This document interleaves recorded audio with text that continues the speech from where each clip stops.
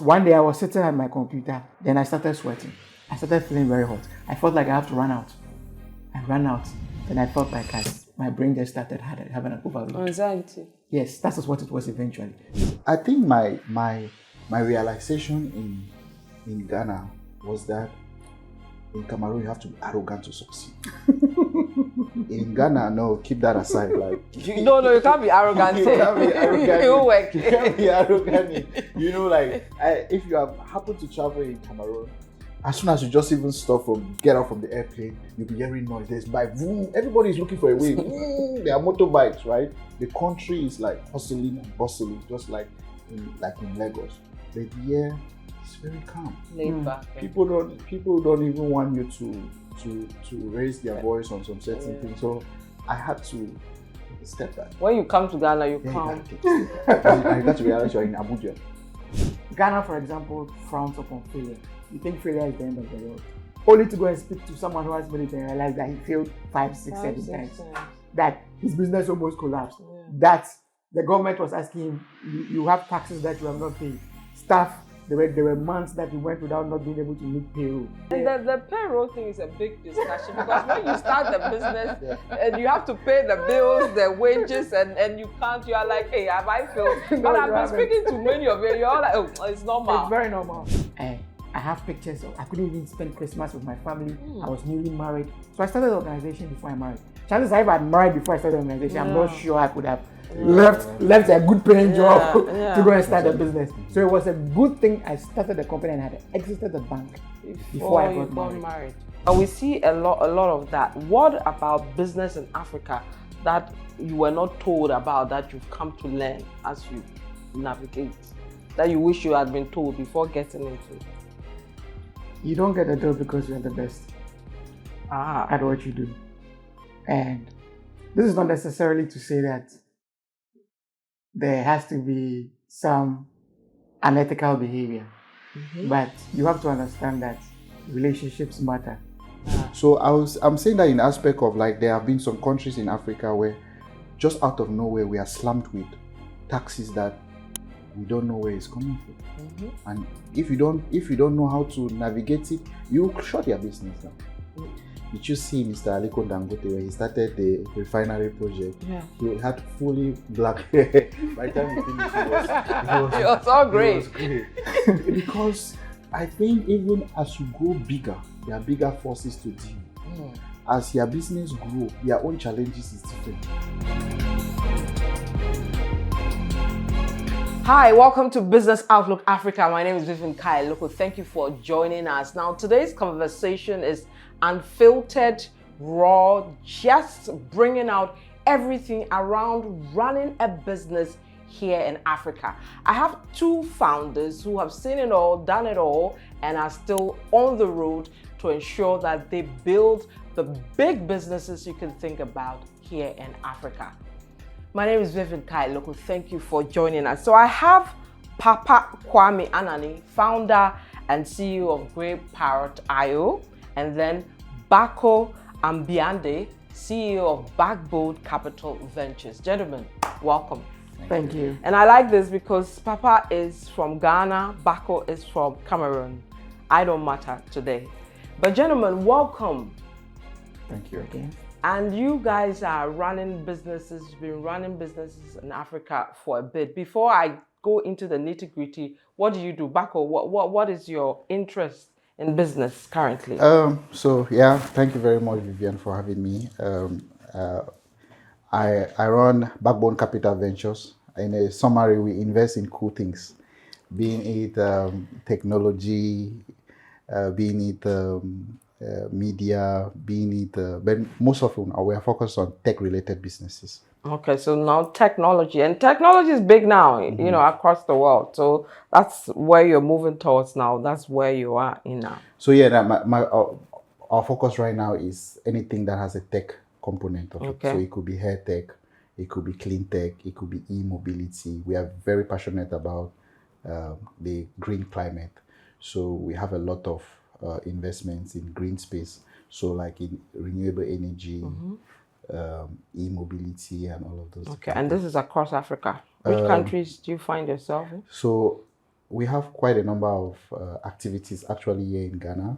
In Ghana, my home country, Cameroon, Nigeria. We have some few things in Togo, but I would say not all across Africa, but more of like the East and West Africa. Okay, all right. All right, Bako, welcome to Business Outlook Africa. Thank you very much. And then Papa Kwame, what do you guys do? Great Parrot. I like the end of the business, IO. What's that? Okay, so the IO actually means input output. Okay. Other than that, if we had said grey parrot, you think that we are talking about just a the parrot. Parrots. Yes. Now, an interesting thing is that we actually selected the name. I actually selected the name because, get this, the African grey parrot is actually a bird native to Ghana, Really? Benin, and the DRC. Okay, where can I find grey parrots in Ghana? Unfortunately, they're almost endangered. Oh, no. Yeah, so we see it. If you look at some of the totems of some of the, I believe, the Fanti chiefs, you see that they have the African grey parrot. Is it the one with the red feet? Yes. Oh, I've and seen the red, that. and the red might have beak the and red all beak. that. Exactly. Yeah. And you know, another thing, it's actually the most intelligent bird species on the world. Really? In the world, yes. So it was intentional, very intentional. So at Grey Parrot, what we do is we are an independent software vendor, and we build software for banks. Okay. So and other regulated financial institutions. Okay. That's what we do. Okay, so you're dealing with banks, building, you know, all these things. And that's because I have a background in banking. Yeah. Well, we'll talk about that, I'm sure, as we go along, because I'm sure at a point you guys were in corporate and then veered, or some of you had the mind to start like that. I mean, we'll look at that. But my first question, because this is unfiltered raw, we are saying it as it is, so that those who are in business understand the terrain better, and those who want to come in also see what they're going into and the way forward. What does it take to run a business in Africa? Bako. It takes stress. Stress? Jesus. But for me, it takes the will, the I can do ability and mindset, in the sense that things are not that straight in Africa. If things were well structured in a lot of countries, it will be easy. There are a lot of countries in Africa that will tell you that you can go online and register a business, but when you submit your document, that's not the case. You might go to do just a stamp and you'll be required to pay a certain amount of money. So just even in the beginning, if you are not focused and dedicated, you might give up. So I believe it takes a lot of dedication, the will, the determination, and the drive to actually do business in Africa. So you have to be determined, you have to be willing and dedicated. Yes, and you have to be determined. Determined. Okay. Same thoughts? Yes, and you see, in Africa, to do business, you have to believe that you have been called to do business here. Okay. What does that mean? Like Bako said, you are going to have to navigate an environment which is not as straightforward as it seems. And especially if you are someone who comes from an organized setting or an organized environment, your first few years is going to be like a baptism of fire. Okay. Yes. But once it doesn't go away. Like you mentioned, the stress doesn't go away. So it's like an eternal thing. It's this eternal. Stress thing. And I'm reminded of this analogy of where you see a man riding a lion and you say, wow, this man is very brave. He's riding a lion. Meanwhile, the man on the lion say, oh my God, how do I make sure this lion doesn't eat me? Yeah. That is what it is to do business in Africa. Wow. Don't get eaten by the lion. So how have you guys maneuvered this? I don't think I will ever be able to fully manipulate, to go over. So you are still in testing error. Yes, because think, for example, funny enough, I was speaking with a friend one day and we were like, hey, did you see Mr. Aliko Dangote when he started the refinery project? Yeah. He had fully black hair. By the time he finished, it was all great. It was great. Because I think even as you grow bigger, there are bigger forces to deal with. As your business grow, your own challenges is different. So maybe in that early startup, you have your own challenges. But as your business, I say in Africa that when a dog barks and continue to bark loudly, sooner or later, more bigger dogs will hear, and you have to deal with those bigger dogs. Yeah. So I'm saying that in aspect of like there have been some countries in Africa where just out of nowhere we are slammed with taxes that we don't know where it's coming from.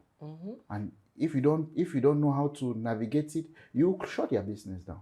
Yeah. So that's some things in some African countries that I believe that you don't really get over it. You just learn how to actually have the right people in place and enable so that the system don't try to mess with you. Because some systems in Africa know how to mess with some business people.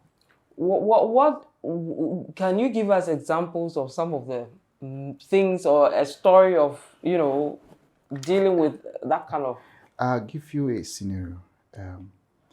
When I moved back from the US, before being an investor, I was building businesses to myself. So I started doing solar energy because I was in Texas. And I was always really, I felt like I grew up without constant access to power. So I wanted to invest in renewable energy. I went back home and I started doing solar energy. At some point, there was a company, I don't know if I should call the name, but it's a bank. It's a French-owned bank, very big in Cameroon. They put up a publication that they were looking for Cameroon-owned companies to tender to do this solar project, which you are going to do all across their banks. At that point, were few of us in Cameroon, young Cameroonians that had solar companies. Fortunate enough, all our documents and everything was good. We were announced on media and newspapers that we have won the project. I celebrated with my staff and friends that we have won this great project. We are going to be doing this project all across the country. It was a big thing. I even felt like talking about how the country is now doing, really putting a good enabling environment for the private sector and young people. Not only the private, but for the young Cameroonians. Yeah. Funny enough, I woke up one day and realized there was a French company already doing the solar. Goodness me. There was no information to us.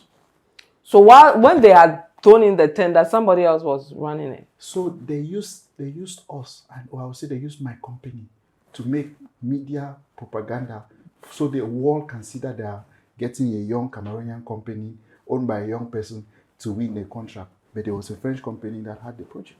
So how did you manage? How did you take that? My mouth was shut because how can I go after a bank? Yeah, that size at the time. How can I? So I had to choose my battle. I had to use it myself, and I put a good narrative in one of my books called The Unstoppable Warrior. I had to write some things about it. I just felt like I could just share the knowledge that yes, things like that will happen to you. How many books have you written now? I'm working on my 7th book. Wow. 7th? Yes. And the 6 books are on what? Business and what else are they?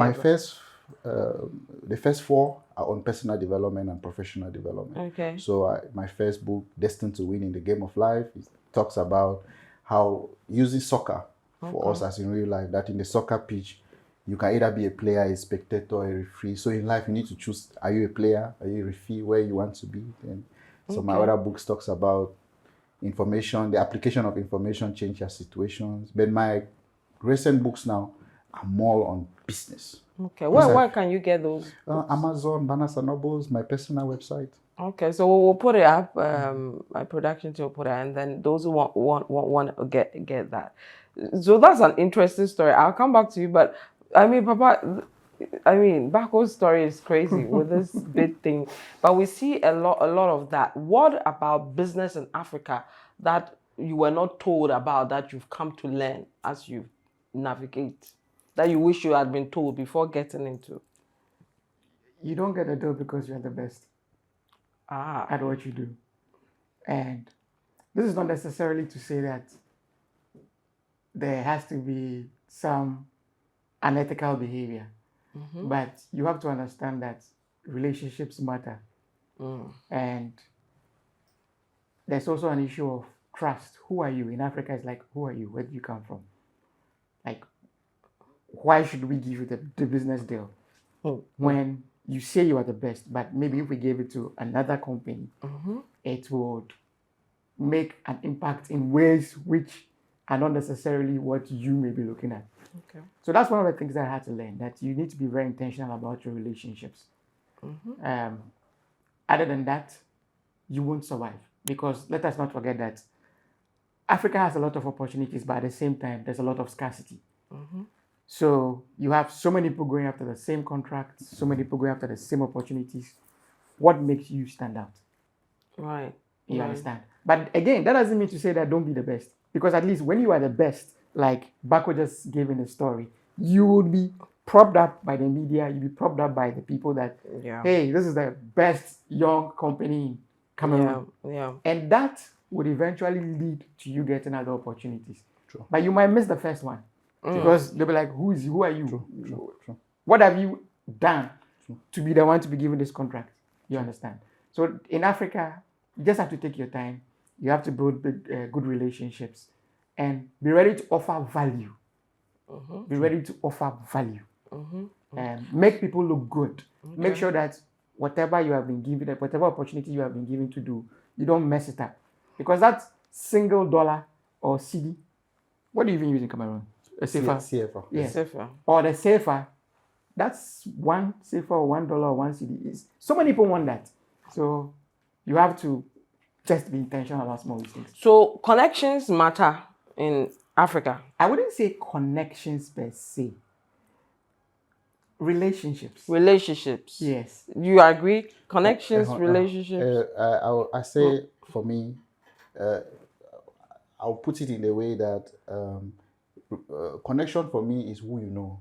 Relationship is for me is who you know and what they know about you. Thank you. So I feel more of like people need to know and know more about you to actually get some things done. Okay, so those two matter. Yes. Okay.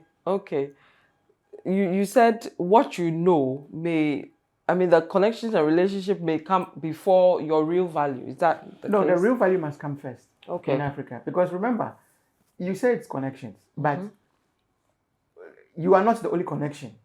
Like I mentioned, for that one CD or that $1, many people want it. You see, so it helps. Connection might get you into the room.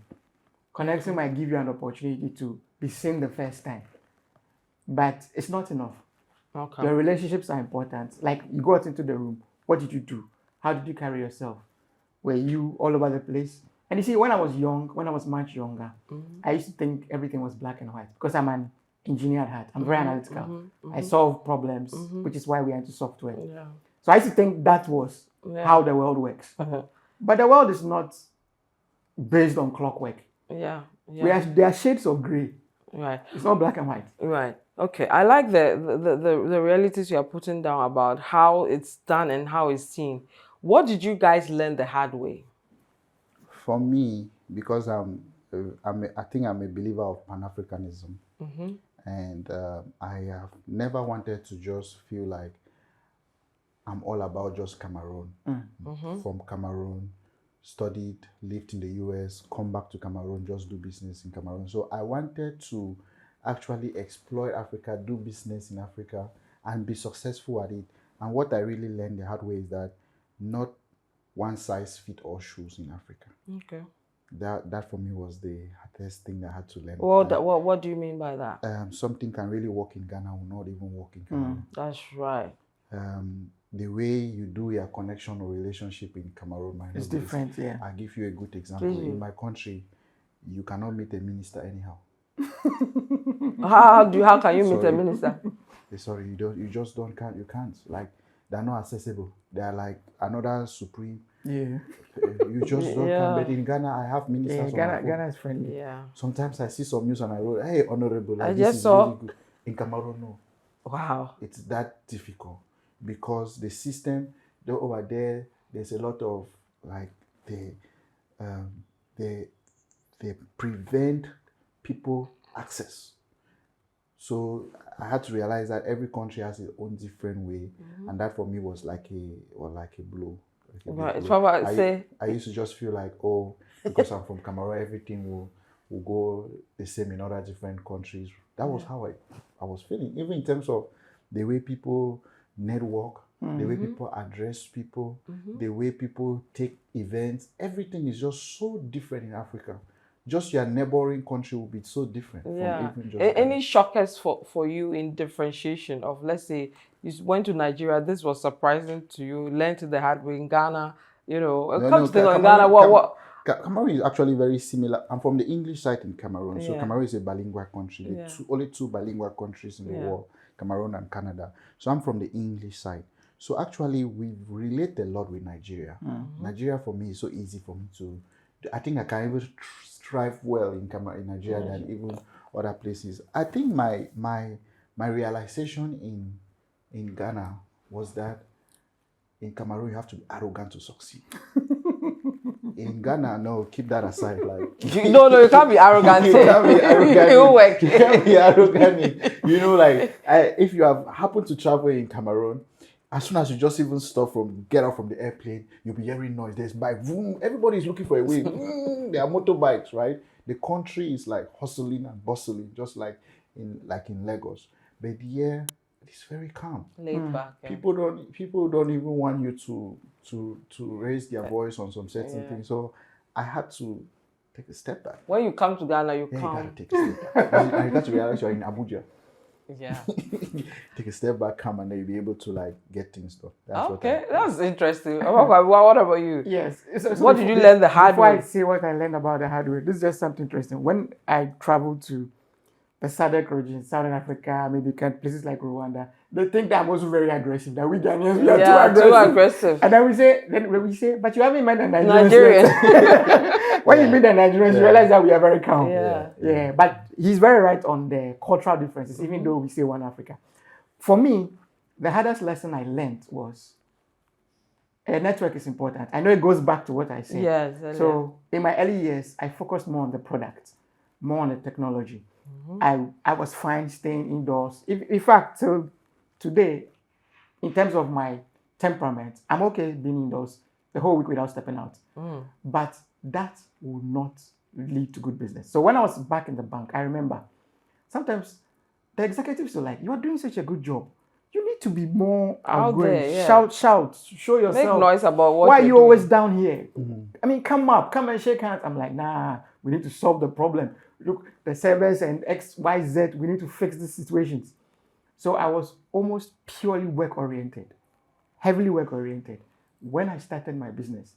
Till date, there's not been a single business that we got by appearing unannounced and knocking and they say, "Hey, we build software for banks." Okay. Are you serious? Nobody's going to give you that kind of business. No. It's all been referrals. Okay. So relationship. Yeah, the relationship thing. The people you've met, who you've met in what you said, Yes. And when things got very hard, I realized that if I had invested a lot in the relationships way earlier, we would not have suffered the way we did in the past 8.5 years of running this business.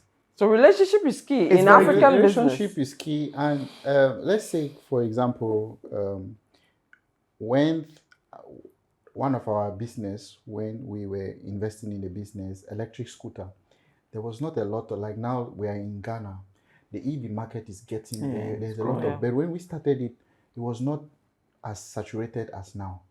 We started in Nigeria.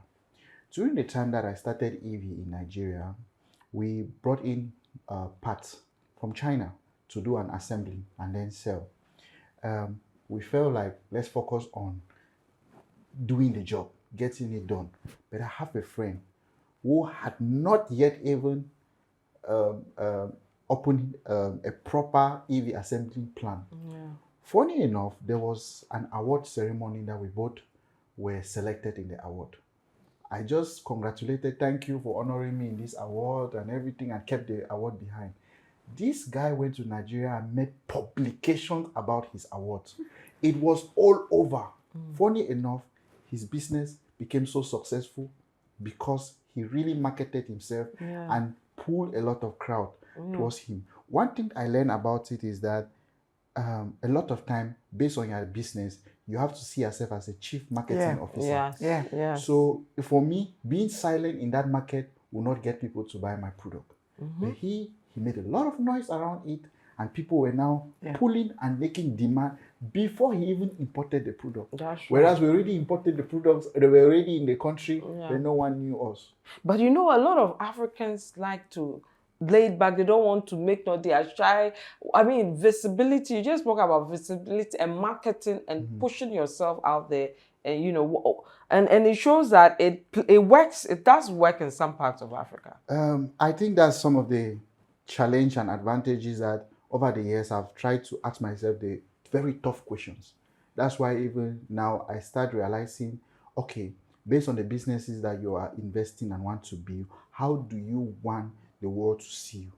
Because before, my belief system was that let people know your company, let people know your product. Are you the founder? Just be behind and relax. But we are starting to even see some big giant CEOs really out there talking about their products at events and all those things. So I started asking myself a question. Okay, Bako, if they are doing it this way, they say follow no road. If they are doing it this way, how do you? So you have to identify your business. It cannot be in all business. And it depends on how the nature of your contracts are coming. He is doing, for example, software. He might meet a CEO or meet another founder. They have relationship and he gets his deal and his contract. But if you have a product that the massive have to buy, if you sit quiet trying to build relationship, you might not get that massive. So you have to be noisy about it. And funny, people like to be affiliated with what they know about it. That's true. A product can be cost nothing, but people are not buying it, but buying something that is even much because that's what they know about it. That's why McDonald's we know who they are, but every day they are advertising. Coca-Cola still advertising. Malcolm in Ghana. Every time I drive, I was like, hey, this Malcolm, it's everywhere, but they on the street, Malcolm. Because they want to people to recall all the time. So that's why I feel sometimes you have to be noisy based on the nature of your business. Survival tricks that you've learned that you will never find in the textbooks or learn at MBA. Bounce back ability. It's very important. Okay. No one teaches you failure in school or growing up, and I have come to realize that some of the great entrepreneurs I look up to, I always talk about even Mr. Aliko Dangote had a bank, it failed. Had an airline, it failed. Had different things, it failed before entering even the cement and oil. So for me, it's like bounce back ability. Like failure is not an option. I do not take no for an answer. Say no today, tomorrow I'll come again. But how do you differentiate between failure and not touching it again and failing by knowing that I still have to keep trying? There are some certain everything starts from the human mind. It depends on how you actually see yourself and what you define failure. Some failures are lessons in disguise. Some failures are other opportunities in disguise. Depends on how you actually see what is like a failure. But I totally, for myself, being here today now and running Backbone Capital and investing in cool things, that's not how I started business. That was not my mindset several years ago. I didn't see myself being like that. But building some businesses, be successful. I've built some businesses and they're successful. I've built some business, they're failure. But at some time, I take a step back and I'm like, okay, you know what? You've actually really learned how to get some things done. Some things, you've gotten a lesson out of it. Now there are all these opportunities, there are all these different things that are growing and people are making money. How can you be part of them? My biggest challenge before was that I was trying to be in many different sectors. Okay. So I had business in manufacturing, energy, many different things. So I realized that I'm only just Bako to be a CEO of all of those.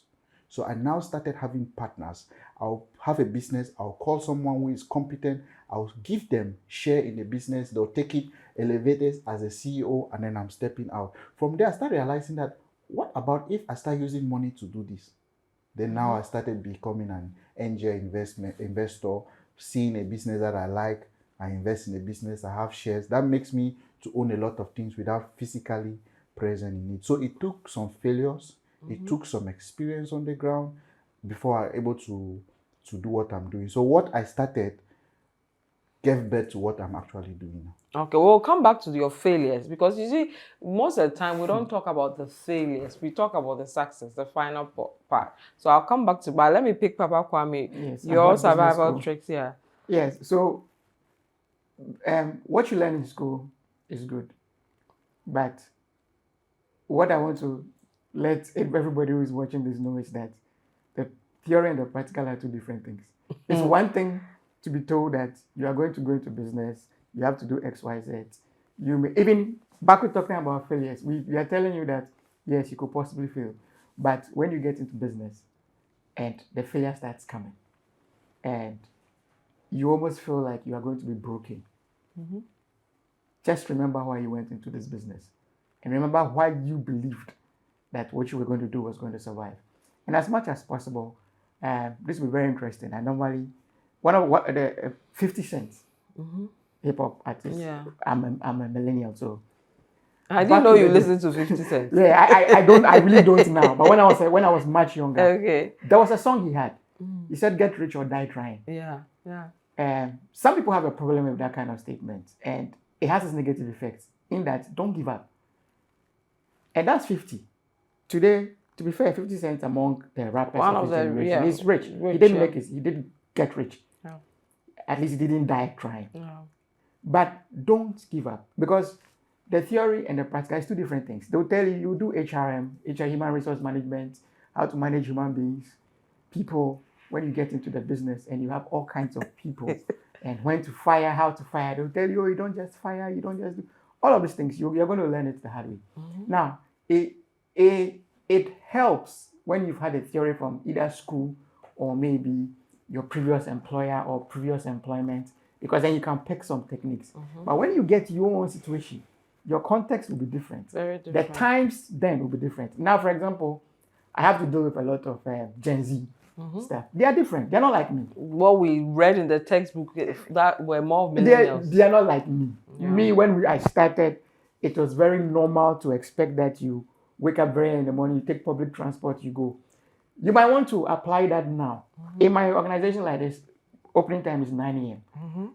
Traditional Ghanaian. 9, not 8. It's not 8. 8. You see what I'm saying? It's not 8. Hey, so you are trying to bring in You the have new. to adapt. Yeah. So You you have to open adapt. at 9. What time Yes. do you close? 2? No, you see, we close at 5. Okay. But you see, we are changing the dynamic into the value that you are bringing. You understand? And then also we have to make sure that we reward those who are actually working, because you will still find people who might try to beat the system. Yeah. Ways. So all of these things, I don't know how you can be taught that in school. Yes, how are you going to be taught difficult conversations when, for example, your management team doesn't agree with the decision the company needs to go in? You know, conflict resolution.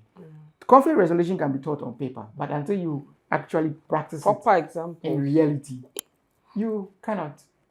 Okay. Yeah. Okay. Where are you supposed to focus your time on? You could get advice from people who are advising you from a different context, especially when the textbooks, a lot of them are Western. Yeah. And that's the problem. It's The a big problem we MBAs have. we are learning and all those it's very Western. are very Western. They're It's not very Western. local context. Yes, and many entrepreneurs will tell you that what was being taught and what we had to figure out on the ground was problematic. And unfortunately, it's very difficult to hear voices. So what you are doing is very good, for example, like trying to hear or how to do business in Africa and so on and so forth. It's very, very important.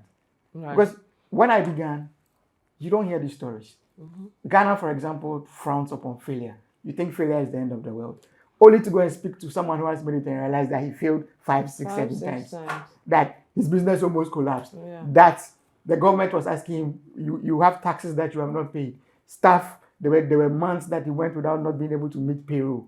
That he was awake or she was awake many nights. Yeah. And the payroll thing is a big discussion, because when you start the business and you have to pay the bills, the wages, and you can't, you are like, hey, have I failed? No, But I've you been haven't. speaking to many of you, you're all like, oh, it's normal. It's very normal. I mean, tell us about this payroll thing, or even your failures, your 3 big failures. I think to add on what he was mentioning, he mentioned about 50 Cent, and it just reminded me of, okay, in my own context, is the story of Mike Tyson and Buster Douglas. Okay. So before the time that Buster Douglas defeated Mike Tyson, no one have ever been able to defeat Mike Tyson, and it happened on the year of my birth. So you can look that up. So when Buster Douglas defeated Mike Tyson, and they asked him how no one had been able to defeat Mike Tyson, how were you able? He said the mother, before he came for the fight, the mother was sick, and the mother died. Before the mother died, he said, you have to defeat Mike Tyson. So the why was bigger than any of the punches that Mike Tyson was giving him. His why was so big. So every time that when I was going through some difficult challenges in my life in terms of business, I always ask myself, what is my why? Why did I actually decided? I went to school, I studied, I had my degree in civil engineering. Why didn't I take the pathway to just continue doing, like maybe today I'll be building a house and working in one of the big civil engineer companies, and I had some offers even. Why? But I always ask myself that, and when my why will reflect back to myself, I'll wake up in the morning, because there are some days I sleep. I was like, man, I'm tired of this thing, man. I'm tired. Like, okay, I have to be dealing with this thing, dealing with these people. They don't get what I'm trying to do, or this. Then I'll be tired. But when I reflect on the why, I wake up, put my suit on, and I get going. And it happens every now and then. But when you have friends who are also in business, and you get to realize that you are not alone, then you realize that, okay, it's actually a stage in business. And sometimes some people are even successful and still go through the stage. Yeah, that's true. That's true. That's true. Yeah. Tell us about some of your failures, because you see, we meet businesses, you guys, like the end point where you're like, hey, when will I get here? Forgetting that you've been through, some dark moments. Bako, let me start with you. Papa Kwame, prepare. Your dark moments, your failures, unfiltered, raw. Actually, I have never said this on media before. Before, I have never, funny enough, now we are doing investing and doing equity and debt, but I've never been a guy who I believed in borrowing money or taking loan. I always like to feel like, when I went to the US, I met friends who took loans and they have huge houses. You know how the system works, cars, but they are paying. I was comfortable. My time in school, I like to own my stuff and everything way back. But when I moved back and I was building some businesses, because I started doing some businesses in the US, but when I moved back, I had some money because I had sold the business. When I moved back to my country, Cameroon, my main focus was energy. And I was not only in renewables, I was interested in oil and gas, but I did not want that to be the face. I wanted people to know that I'm championing renewable energy. So at some point there was an opportunity. That's when I realized that all opportunities are not opportunities. Yeah. So I traveled to Adipec in Dubai, in UAE, and I met the gentleman who had told me about we could partner and bring in lubricants and other energy products in Cameroon. I studied what they were doing. I followed their business. I even traveled to Turkey. I loved what they were doing. You did your background checks. I did my background checks, and I did the market research. I hired a few people in my home country that we are bringing this product. We are going to take over. I was fired up.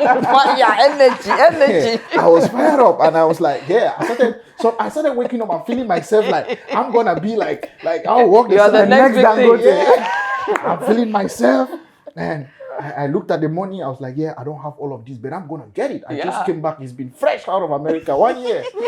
So I finally put myself together, took some other money from loan, imported the product, 4 containers of this product. How much did you take in the loan? Do you mind sharing? I took about, I'll not say all of it, but we're looking at total of the import was about $500,000. Okay. At the time, which year was this?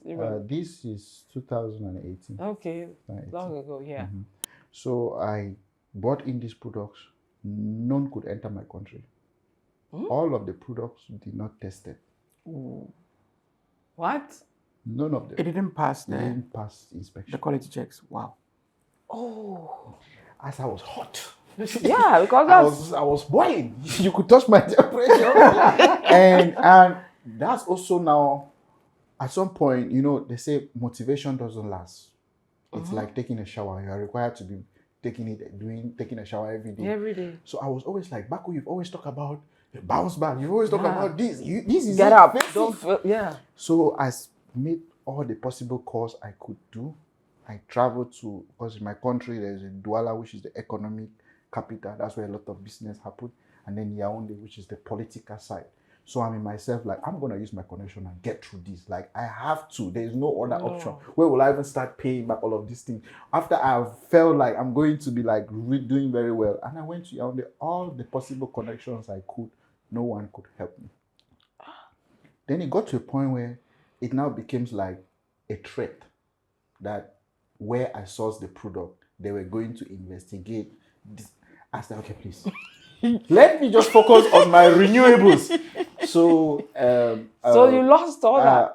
It was not only that. I lost that, and I lost a powerful relationship of the person I took the money from. Because you owed some thousands of dollars. Yeah, I owed someone. And the guys, the people who I bought the equipment, the products from, stopped even picking my calls. Hey. I took a trip, went to Turkey, couldn't get a hold of them again. So in a nutshell, I was scammed. You were swindled. So you've been swindled. Yeah, and that really hit me. I just choose to just keep it myself.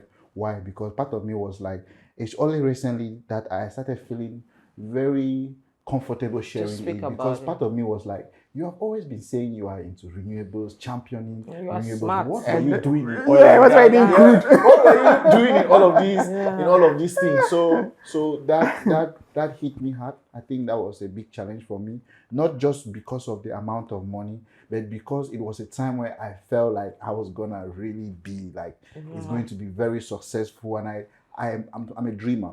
And also I like to think about like the future of a lot of things. So I was always thinking, from this, I'll expand to this. So it killed my belief system. They slaughter it in a way that even my ambitions around that, I just kept it aside. So not only did I fail on that, but I failed in my thought process of what I was thinking. So it hit your confidence. How did you bounce back? Because that's the thing. Most people, it hits their confidence and they don't get up again. Yeah, a very good question on that, because I had some friends who, during the time in Cameroon, I had some friends who had also returnees, like they moved back. When they had their challenges, at some point, they carried their stuff, went back to the US. They, Bako, I can't do that. I can't do this. They left. So I believe some of them, when I haven't talked to them today, is like, man, I just like how, I don't know what you do, but I just like how you maneuver. Even when they heard that I was doing business in other countries, they were like, wow, because they had challenges, it hit them. They realized that I preferred the structural system, and they went back. So after that, that's why one of my most significant time in life was a trip I took to Pennsylvania, the Amish village. Where there are no phones, no laptop, no anything. It's just real life. I was writing a book at that time, Who is in Your Ears? So I took a trip there to actually learn a lot of things about myself. So during that time, I was like, what can I fall back onto? So I realized that let me stop. The media is good, but it can also destroy your mind. How so? So I stopped. I paused on everything, just took myself on like a 1-week trip on myself. And during that trip, I had a magic moment, a leap of faith when the future seems to be unknown. I realized to myself that you failing on that have just given you an opportunity to leave Cameroon and try another country. That was the day, that was the moment I realized that I could go to another African country and invest. Wow. So we'll look at when you fall, how you get up, right? Because there must be something that will trigger you to wake up, because we all fall at a point in running a business. So hold with that. We'll come back to you. You could afford to go travel and go and take a break in Pennsylvania. Somebody, the money is finished, everything is gone. They are stuck here or wherever they find themselves. But your failures, there are plenty. To give us 2 or 3. So the first one is that what most people don't know is that this is my 4th company. Your 4th company? Yes. Hey, yes. Which one did you start? I always thought it was a Great Power. Oh, nah, this is my 4th company. So again, the call, I believe that sometimes people are called. There's a reason why you are doing what you are doing. And I had always, ever since I had been young, I had always believed that there was no difference between we in Africa and those who put satellites in space. Okay. So growing up, like post-university, when I was in university, I told my friends that, look, when we finish school, let's build a company. Because I didn't think that what Bill Gates was doing was anything special. You can't do that, yeah. Yes, it wasn't that special. And after university, that's when I taught myself how to write software. I used to go to internet cafes because in those days we didn't have internet. I'll go and sit in the cafe, download all the ebooks, come back to my Pentium 3, and then put it in and then learn how to program.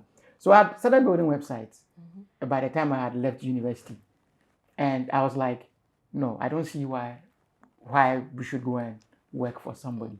Yeah. So my first company, it was called Voodoo Interactive. Voodoo. What's the voodoo? What does the voodoo? So the name Voodoo was the name of a river when I went to do my national service in Asen South, back in those days, in Asen. Central region? Yeah, Central region. So I did genetic engineering. Okay. I wasn't smart enough to get computer engineering. Okay. So that is how come I found myself doing surveying. Okay. And then we mapped Asen South, district in Asen South, 2 of us. It's a whole project. I can talk about that some other time. Another time. And then, so that was my first company.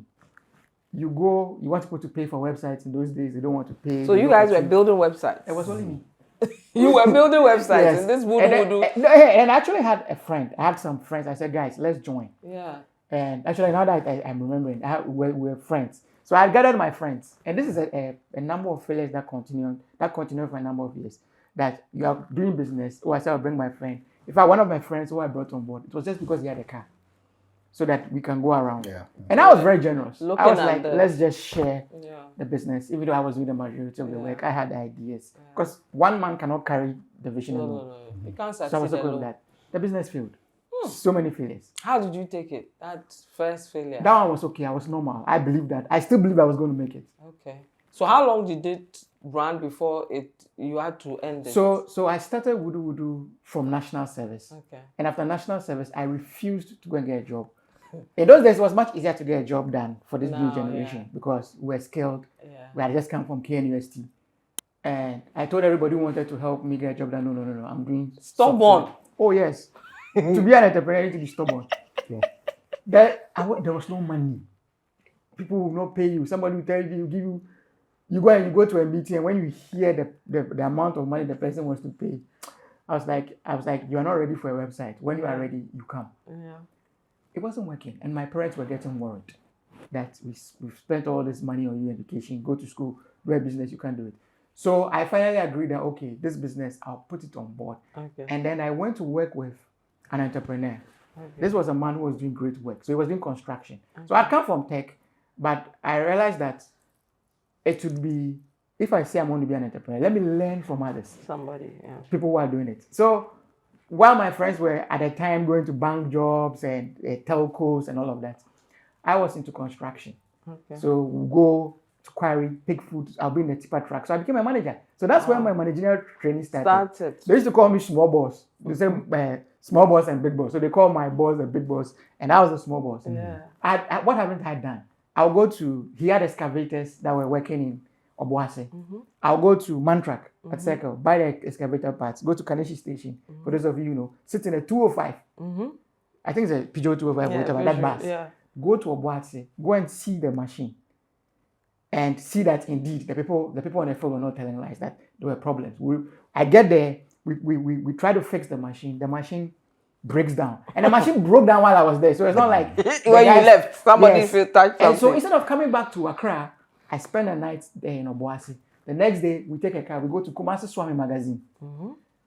Go to Swami Magazine, I see how the people cast the parts, fix it. I take the parts, go back to Obuasi. We fix the excavator before I come back to Accra. Mm-hmm. Very exhausted. Mm-hmm. I'll be in tipper tracks. And people are like, why are you doing this? Mm-hmm. Now, to be fair, there was a time we were doing a project in Osu.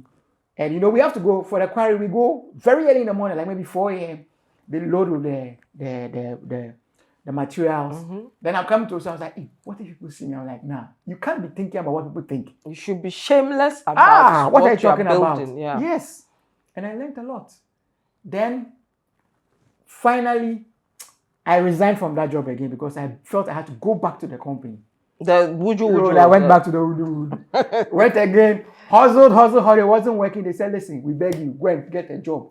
Then I said, okay, finally, I'll get a job. So I got a job at Ghana Statistical Service. Okay. Yes, where we help in the population housing census. Okay. So I was part, because I was trained, I knew how to use GIS software. We did that.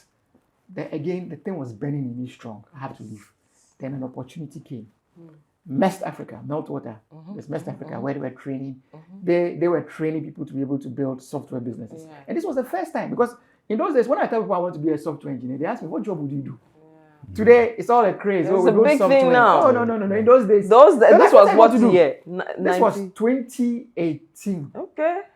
At that time, Bako was... No, 2008. Sorry. Oh, okay, I was going... If you said 8, I was at that time, Bako was failing with the thing. 2008 is when I started... 2006 is when I built my first website. Okay. Built Wudu. 2006, yes. Wow. I've been in this game for decades. I've been programming for decades. Yes, long ago. And people are like... So that's like 20 years? Oh, yes. I've been programming for like 20 years. I build software.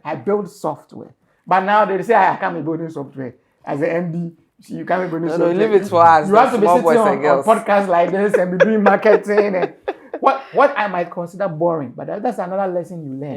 Yeah, that you have to do the boring stuff. Okay. I love solving puzzles. I love solving problems. Yeah. When I can just look and imagine, how does this light work? And so that's why... you studied maths? Actually, I did engineering, but interesting, maths is not my strong suit. Logic is. Yes. So when I do tests, for example, I score very high on the logic, but not too well on the math, and then very well on verbal reasoning and any other part. Okay. And that's how I'm an imposter. I get into the room with all the smart mathematicians. Yeah. So again, I attempted it again and still failed. So I picked up a job in Ghana Statistical Service. Okay. Then went into Meltwater, where they trained us. And then when I came out, they said, "What are you going to do?" I said, "Well, I don't know." But then at this time I had offers. Many people wanted me, because in those days only few people could program. Yeah. So I had offers from tech companies. So a lot of the tech CEOs are still my friends. They're still my friends now. And then finally I opted to join a savings and loans company. Okay. That was First Capital Plus Savings and Loans. Oh. At the time when I went, we said, "Why would you join this savings and loans?" I said, "No. I see what they are trying to do. The problem they were solving." At that time they were doing speed banking. And immediately when I saw it, when one of the executive directors, he showed me what they were trying to build, and the fact that they needed people like me who had the talent. And I saw, he took a scratch card, he scratched it, he texted it via SMS and received an instant credit of his bank account. I said, "Nah, this is a company I'm joining." So I turned down the more established companies, joined the savings and loans, accepted a low salary. I remember at the time, and even... How much? Convert. Tell us. Oh, it was about 1,000 something. 20? Yeah, this was. I have to get back to you. Yeah. So I remember my friend called me and said, they didn't even pay you 3,000. Don't forget, this was a savings and loans that had just come from microfinance. He said, "I'm not even 3,000 CDs." Then I said, I almost felt like, wait, I'm trained. But even the money they gave me, it automatically made me the second in command, because it was only the head of IT was taking more than me at the time. Yeah.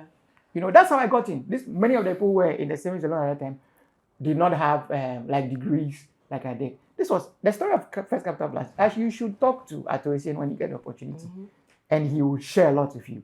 And we grew that savings and loans into a universal bank. And it is that 7 years I spent that taught me the ins and outs of banking. Wow. And why I knew I had to be able to jump out. Now, in between that, me and one of the guys in the bank, who is a big man, I don't want to mention his name, we tried to start a company on the side. At that time, my salary was more than his. I went for a loan. We started. So what we were building was business consultants. We wanted to give businesses, small-scale businesses like accounting services, advices, and software. So I was the director for technology, and then he was the CEO. In fact, I always tell him, I don't want to mention his name, he's a very good friend of mine, he's in one of the top banks, that if today he came and said he wants to be the managing director of my company, I will step down. He's that good. He's very good. He's that good. Yes. In fact, we met. So how did you guys feel?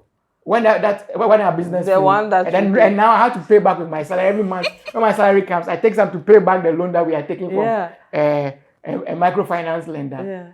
We learned a lot. I learned a lot.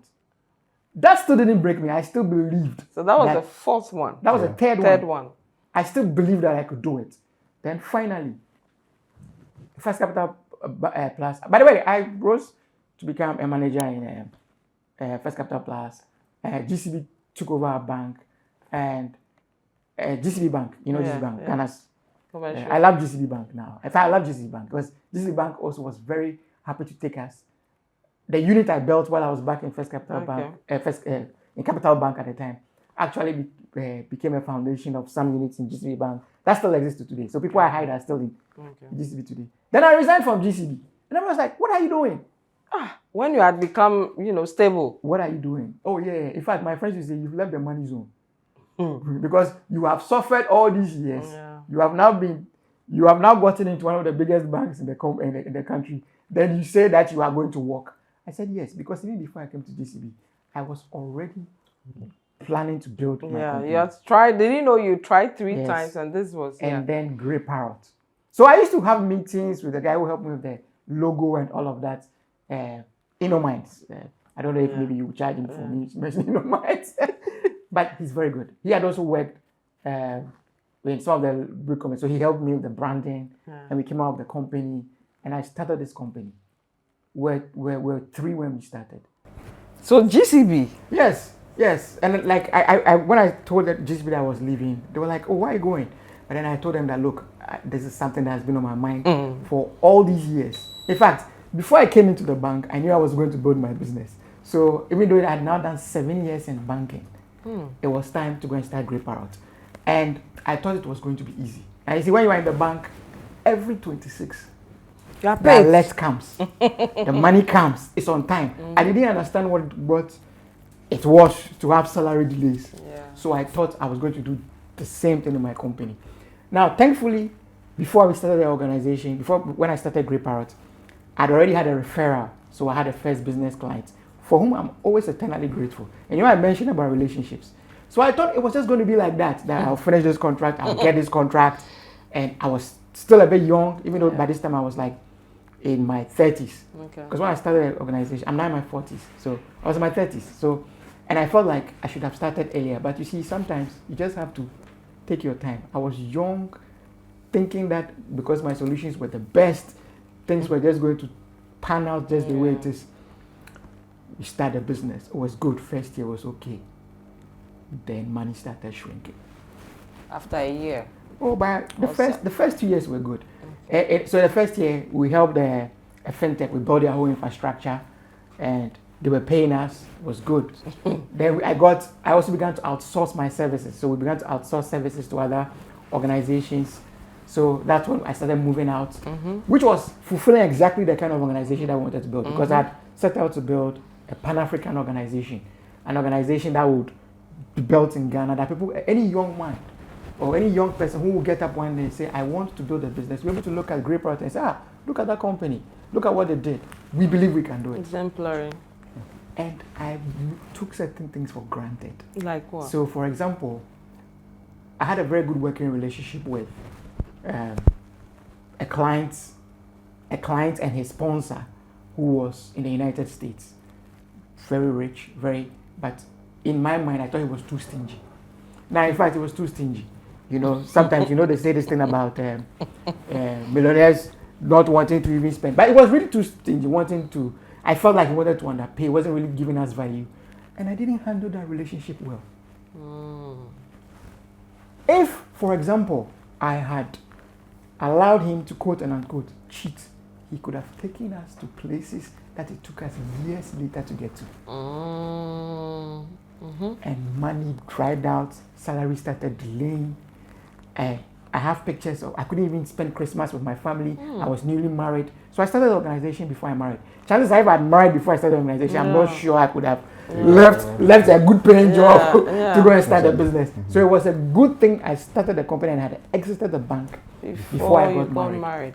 Right. Yes. And I thought I was preparing for a life of hardship, delayed gratification. I'm very comfortable, because I believe that the end goal is more important than now. So I wasn't interested in certain things. When I was in the bank, I refused to take a car loan to buy a big car. As a manager, people come and say, "You're a manager, why is your car like that?" But what they didn't know was I was taking my money, I'll buy a printer, I'll buy a projector, I'll buy planning for your exit. I was planning for the exit. I tried to make sure that I left by the time I was leaving the bank, I had no staff loan. So I left. You were clean. I was clean. So you prepared? I prepared, but it was not enough. 2 years later. Oh, it was not enough. Hey. It's not enough. So preparation can even... I have pictures where I'm holding my firstborn daughter in my hand at Christmas, putting her to bed while I'm on the computer doing this. Wow. And these were some of the failures. I broke down. My mental health broke down. Which is a big discussion, I mean, among business, operators, founders, and all that. Managing the stress and all that, the failures. What has been your story with the failure? The two of you have told us some failures you encountered, but how have you managed yours? And Bako, how have you also managed failures? You have to understand that you are breakable. And you have to make sure that you are building an organization that doesn't depend solely on you. There's one thing that as a founder, you will find for a long time. You have the ideas. It was your baby. It's your call. God called you to build this business. So you will not be happy with the people who are running the business. That's a fact. But don't kill yourself, because when you break down and you are in bed and you have months off when you cannot really work, it got so bad for me. In my case, when I was rushed to hospital, my wife rushed me to the hospital. You were taken to the hospital? Yeah, she was. I had a mental breakdown because we were working on a project, on a contract. There was no money, salaries had not been paid, and we were hoping that money would come before Christmas. And Christmas came and money didn't come. In Ghana, salaried worker, Christmas not paid, you are in trouble. Money didn't come. One day I was sitting at my computer, then I started sweating. I started feeling very hot. I felt like I have to run out. I ran out.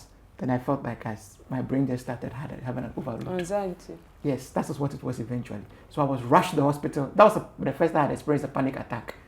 And I was like, panic attack? Me? What are you talking about? First and foremost, as an African, I didn't even believe that Africans should have mental health issues. What do you mean when an African are depressed? Don't you see there's work to be done? Yeah. You say you are depressed. Don't say be a man. Be a man. What are you talking about? Look, I was diagnosed with a generalized anxiety disorder. It was that bad. I was put on heavy meds, and it made me come to really appreciate all those who are going through mental health crisis. Remember, you are not alone. You may think you are alone, because at that point you may think you are alone because it's stigmatized. Yeah. I am very comfortable sharing, because if people had shared with me, I will know that what was happening to me was not anything strange. It's not because I sinned against God. Yeah. It's not because you were a bad person. I was a bad person, that I did things wrongly. And no. It got so bad. I'll be rushed to the hospital. My wife was pregnant. I didn't know where money was going to come from. My staff going to leave me. Is the company going to collapse? Did I make a mistake? Should I have gone abroad? And at that time, I had a passport that had American visa, multiple entry for 5 years. And I'm sitting on, everybody says, why don't you go abroad? Why don't you go and start? I'm like, no. I'm sure your colleagues were doing so well in the big IBMs. I had friends who had made it, who had in Microsoft, Amazon. I had colleagues who were all over the place, Pepsi. Those of you are watching, you know, I'm talking about you, you know. They have gone to America and they are making it, and you are here. Sheesh. Firstborn of my father. I can't look after my parents. I've walked away from my salary. I remember when I showed my last pay slip to my staff, they were shocked. That you walked away from this. You left this for that. To come and start this, and you are taking that. I can't tell you how much I was taking when I started the company. It was that bad. And I was like, I got so ill. My mental health was so bad that I was now bedridden for about a year. Are you kidding me? I'm telling you, I couldn't really work. And that is when I realized that the company will move on without you. Yes. Prior to the time I fell sick, I will tell you that for about 14 or 15 years or so, 2 weeks had not passed when I was not on my computer writing code or writing a proposal or writing a document. 2 weeks. Even on my honeymoon, when I had married my wife and we were on honeymoon, and she was working. Sleeping, now take my we have to lash you for that. And my wife has been the linchpin, because at the time I couldn't pay school fees. People find it strange. And this was the first time I was like, what? I remember one time they wanted me to pay school fees for my kids, and everything was gone. And every money I get, I invest into the business as an entrepreneur. I wasn't taking care of myself.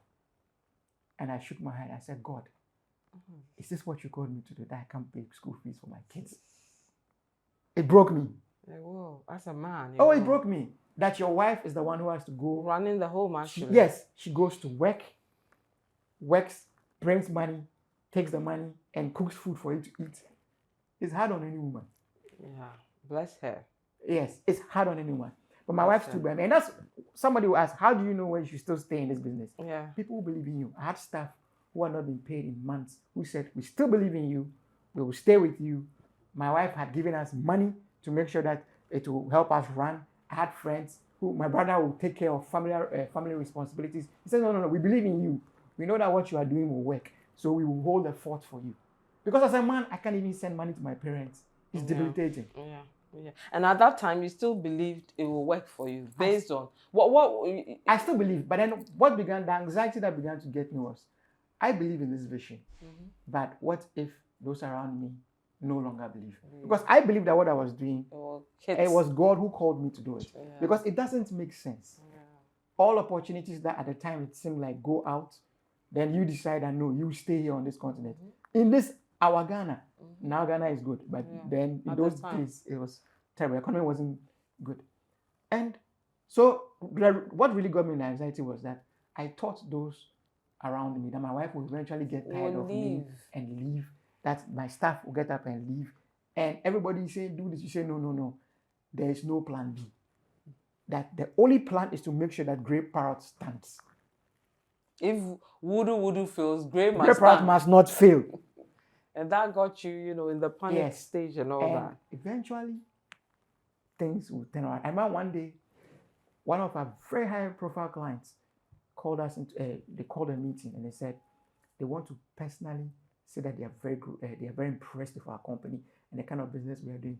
I said, thank you for validating all these years of effort. Wow. And that sealed everything for the...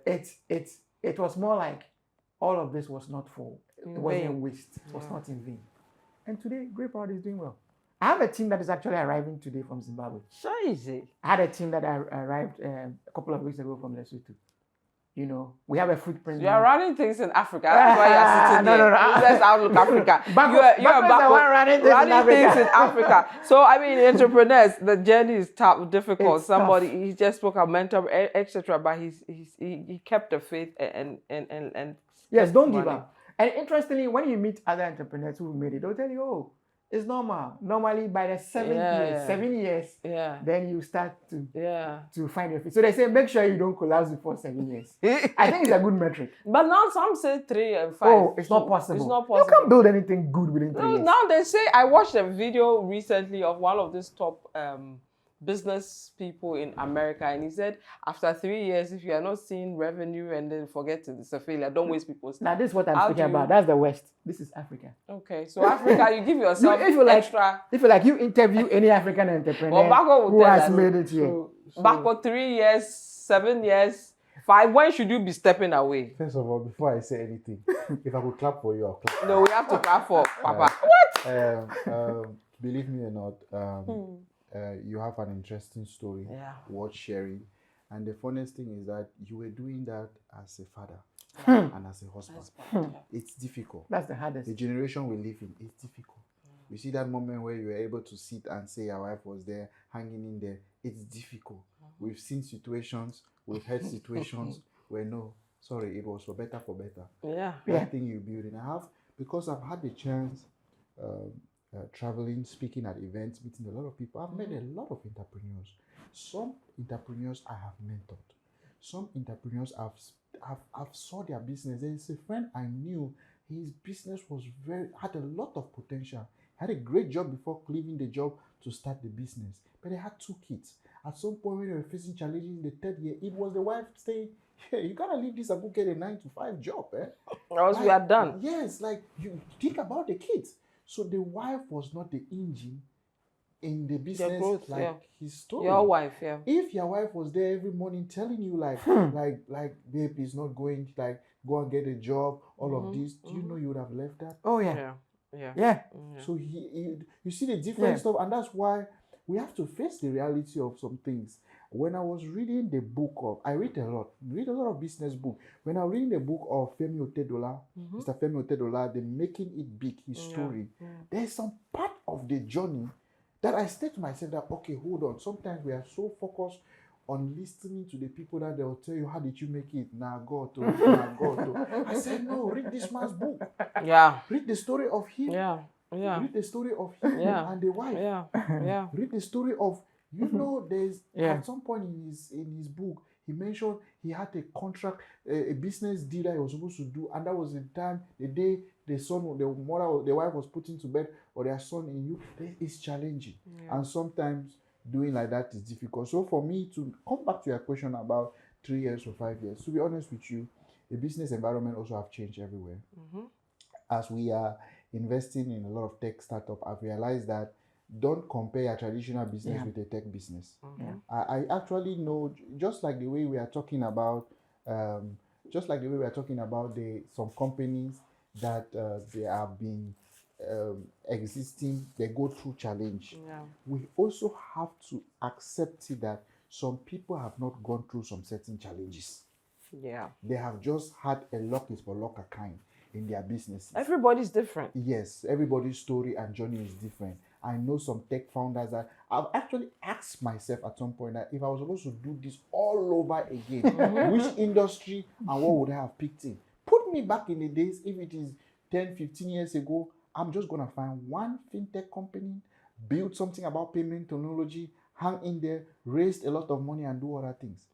But I wasn't wired to be going and pitching for business, pitching all of those things. That was not my take. The reason I'm saying that is because I'm seeing fintechs now even becoming banks. I'm seeing fintechs merging into other different things. So a fintech company can be successful in 3 years if they have the right technology.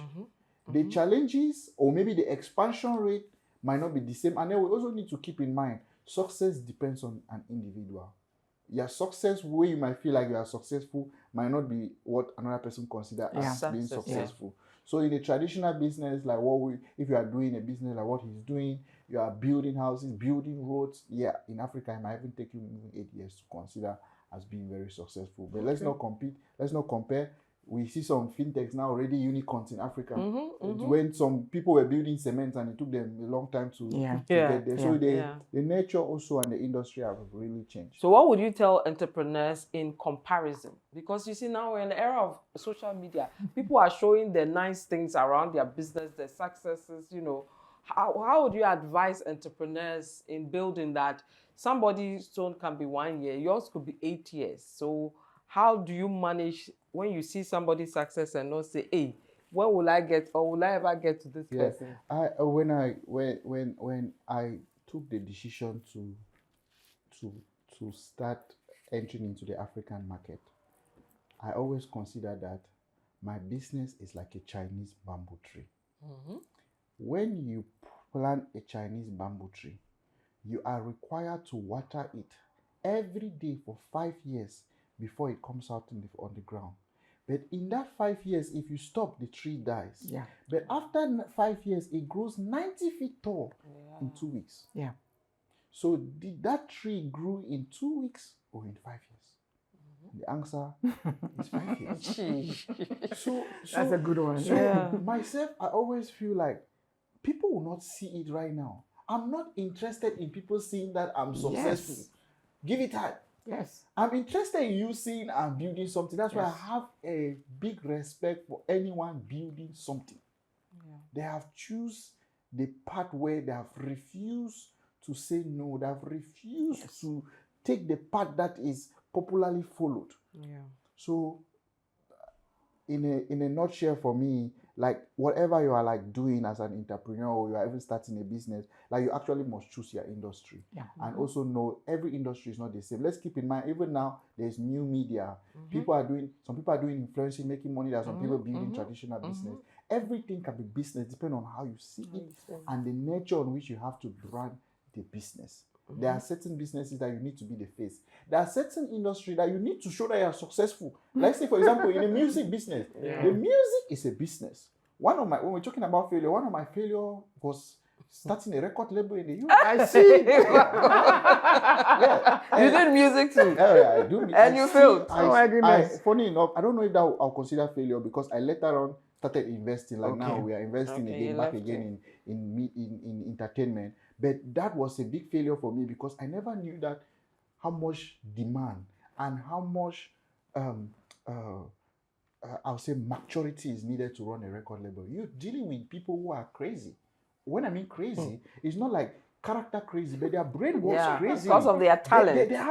They're thinking like this, right? So it's like in the tech world, it's like you thinking like this. So that artists have a lot of things they want to put up, and they have an image that they want to. So you, in a nutshell, an artist needs to show a certain way so people can adapt and accept their music.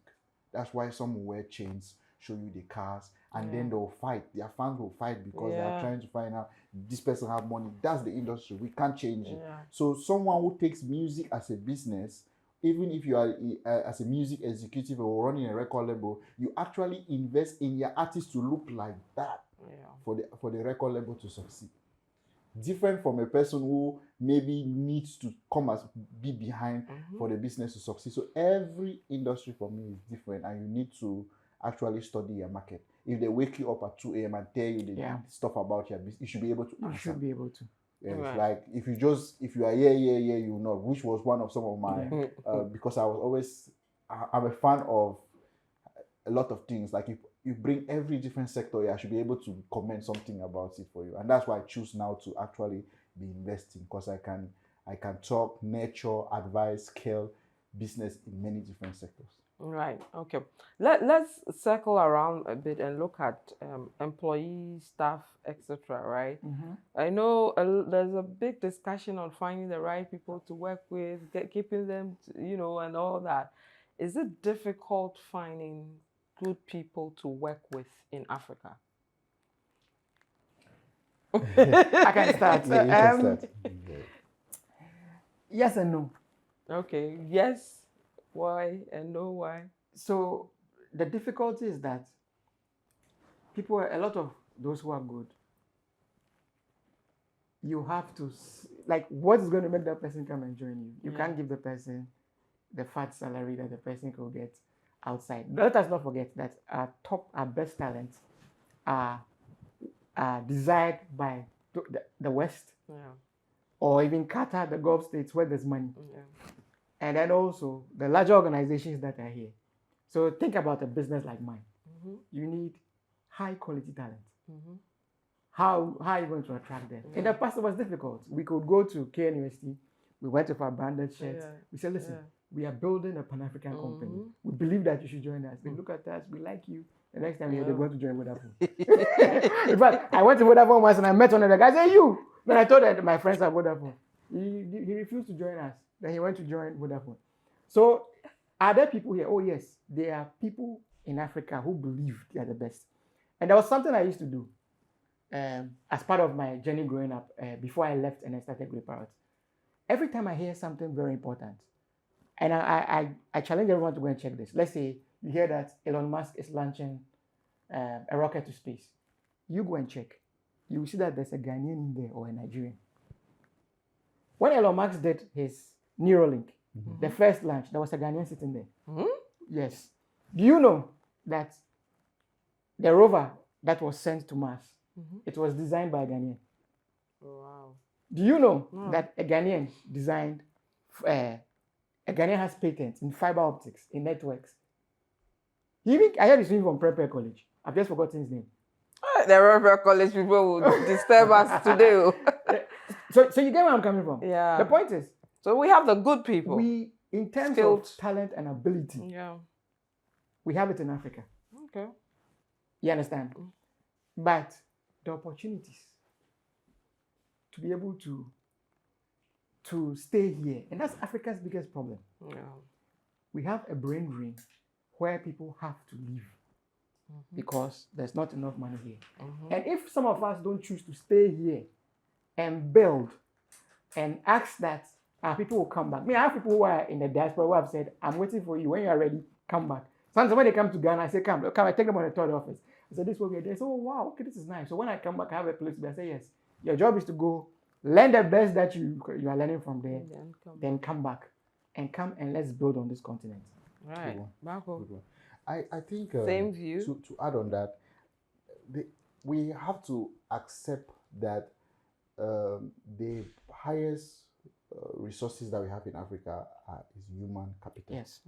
And we have very smart and brilliant people. The challenge that I've actually seen is the retention in people. People are looking for a lot of opportunities here in Africa. People have the skills, but what are you doing to actually retain them? And I always look at certain things like how they do in football. Most big clubs have an academy. So that player that you are seeing playing good came from their academy. So when I went to my home country, Cameroon, to do solar, before we put on hiring, everybody was good at their CV. Some people came, but the real work, they were not best. So we started Labacop Solar Academy. Getting people, you have to pass through mandatory 6-month training in our academy. I flew in some guys from India. They were the instructors. So, and then during COVID, they were still doing virtual trainings. Then after you finish our academy, we hired you. The one thing I've learned is I'm very open for people to move on. Yes, you should be. It can be I'm very painful. open for people to move on. So painful. I prepare you even. But I think some of the big companies, I'm also very inspired when I speak to some people and they tell you, I've been with this company for 20 years, 30 years. I'm inspired because I'm trying, like, how did they retain you for that? We need to also always learn. Some companies and some big CEOs or some founders, they don't pay attention to even their talent.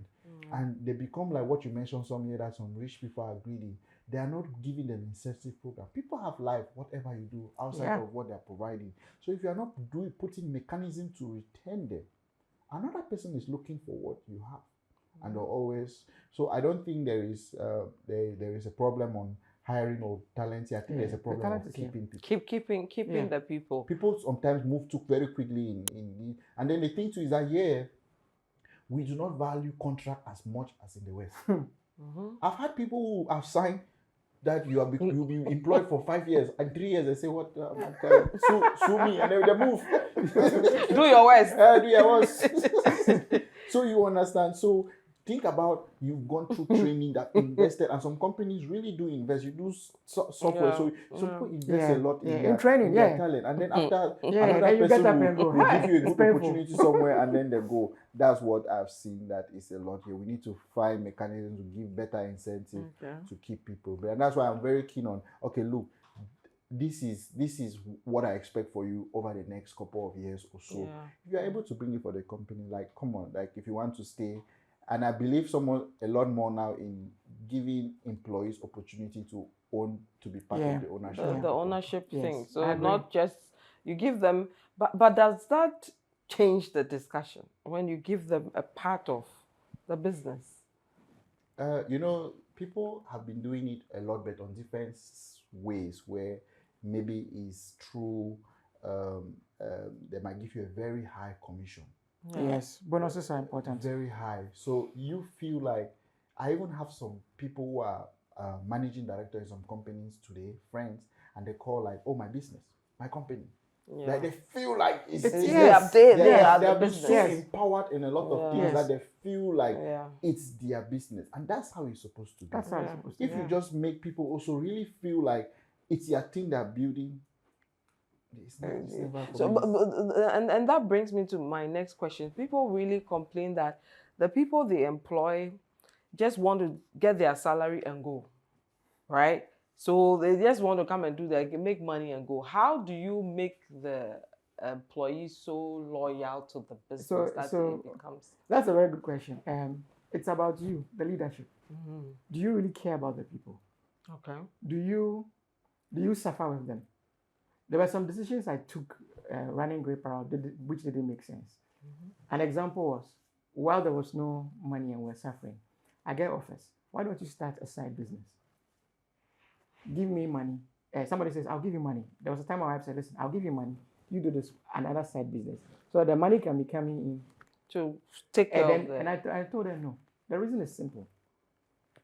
If I don't have my whole skin in the game, why would I expect my staff to have their whole skin in the game? And if you understand some of the challenges they face and why they take... Yes, for example, I make it a policy that I must even know the lunch my staff are eating. Yeah. So we started providing lunch. And people are like, but why don't you bring food from home? I told my wife, and And some other female friends were saying, oh, but you must eat your wife's food. This was early days of marriage. I said, listen, I must know what my staff are eating. I don't even like it when the caterer writes, Papa, this is my food, special. and then somebody's own is special. So if the person doesn't even think that you think that we are all equal enough to be able to eat the food, why is the person going to sacrifice for you? Yeah. So I have people who have been with me for 8 years, 7 years. The only people who left, the ones who left that even broke my heart, they only left because at the time salaries had been unpaid for months. And they had dependents at home. They had relatives. And that's the problem with Africa. Many people would actually choose to work with you or any other business for a low salary. But the mother is waiting at home for money. Yeah. The little brother, the school fees needs to be paid. They have bills to pay. They have bills to pay. True. So when they leave you, it's not because they didn't like what you were doing. In fact, many people are doing jobs they don't like. Yeah. But those jobs gives them the money so that they can pay the bills. Yeah. So it can hurt. But understand that if you've done everything right, you would have those ones who will still be with you. And yeah, I have staff who have gone with me through the fire. So when the money comes, why would I keep them out? And if you do that, they'll say, so you use that, and they'll leave you. Yeah, they'll leave you eventually. Yes. Yeah. I think to add on that, like BB clearly they say, where there's no vision, the people perish. Yes. And a lot of time people follow vision. Yes. Yeah. And when you don't cultivate that habit for people to actually follow the vision, then they'll follow the money. And when there's no money, they'll leave. Because statistically, even in relationship, sometimes you don't get money, then Bako. You want to start another podcast? Have you been left because you didn't have money? Oh, that one, it happens. For me, that's it. I'm very realistic. Yeah. And also because I'm an author, a lot of my things, I don't say what I don't write. And when I was doing my energy business and having the challenge, bringing crude and some energy products and having those challenges, and I left somewhere. I was still in Cameroon, but dumb and no one could talk to me. But I had some people who, when I came, in fact, in my early time, I wasn't paying them, but every day they were with me. Yeah. Yes. With me, like, okay, at some point, I will tell them. Yes, I you will them, get like, those people. Yes, they will stand with you. And guess what? They were very. I'll give you this story so you can really get a picture. At some point, they'll tell me, hey, in my country, they call you. They will say things like a chairman or pa. That's just how we call people, chairman. No, like, now you can't go and say Tony. You have to say chairman. Hey, so guess what? That's a language. That's like a language in my home country. Yeah. So I had to, when I started realizing that, okay, these people are what me keeping. I will go somewhere and they'll protect me not to first go first. I want to first protect.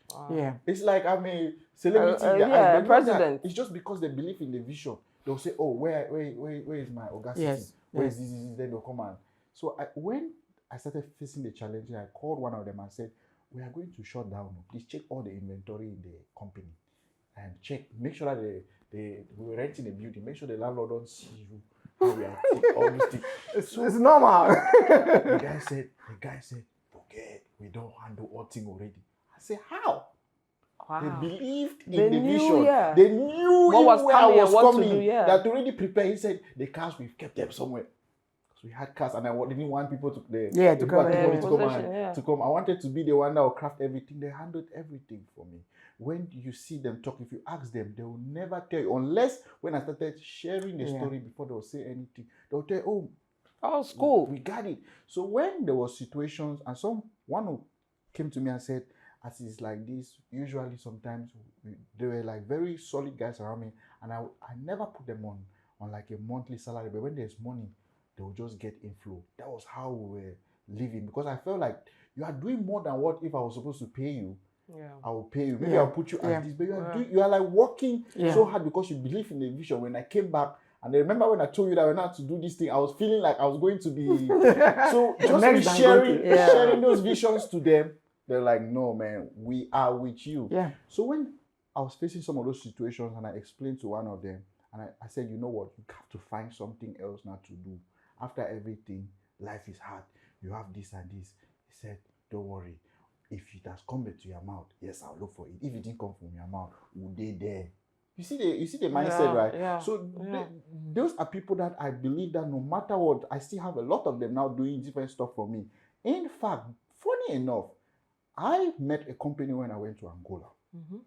The company have products I call NDT, non-destructive testing products, where they test if a pipe has corrosion and all those things.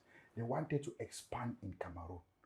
I worked out everything to one of my boys, and today he is the director of that company in Cameroon. Wow. You get what I'm trying to say? Yeah. I told them I would take them to Cameroon, establish them. I have somebody competent to one of my boys. Today is the director. In fact, the last time I was home, he picked me up from the. It's just how I believe that life has to be. You get what I'm trying to say? Like life has to be more in the sense where there are some people when they believe in your vision, they'll be there. But keep in mind, some people when they don't believe in your vision, they will sabotage you. Yeah. And I believe also in business you have to have thick skin.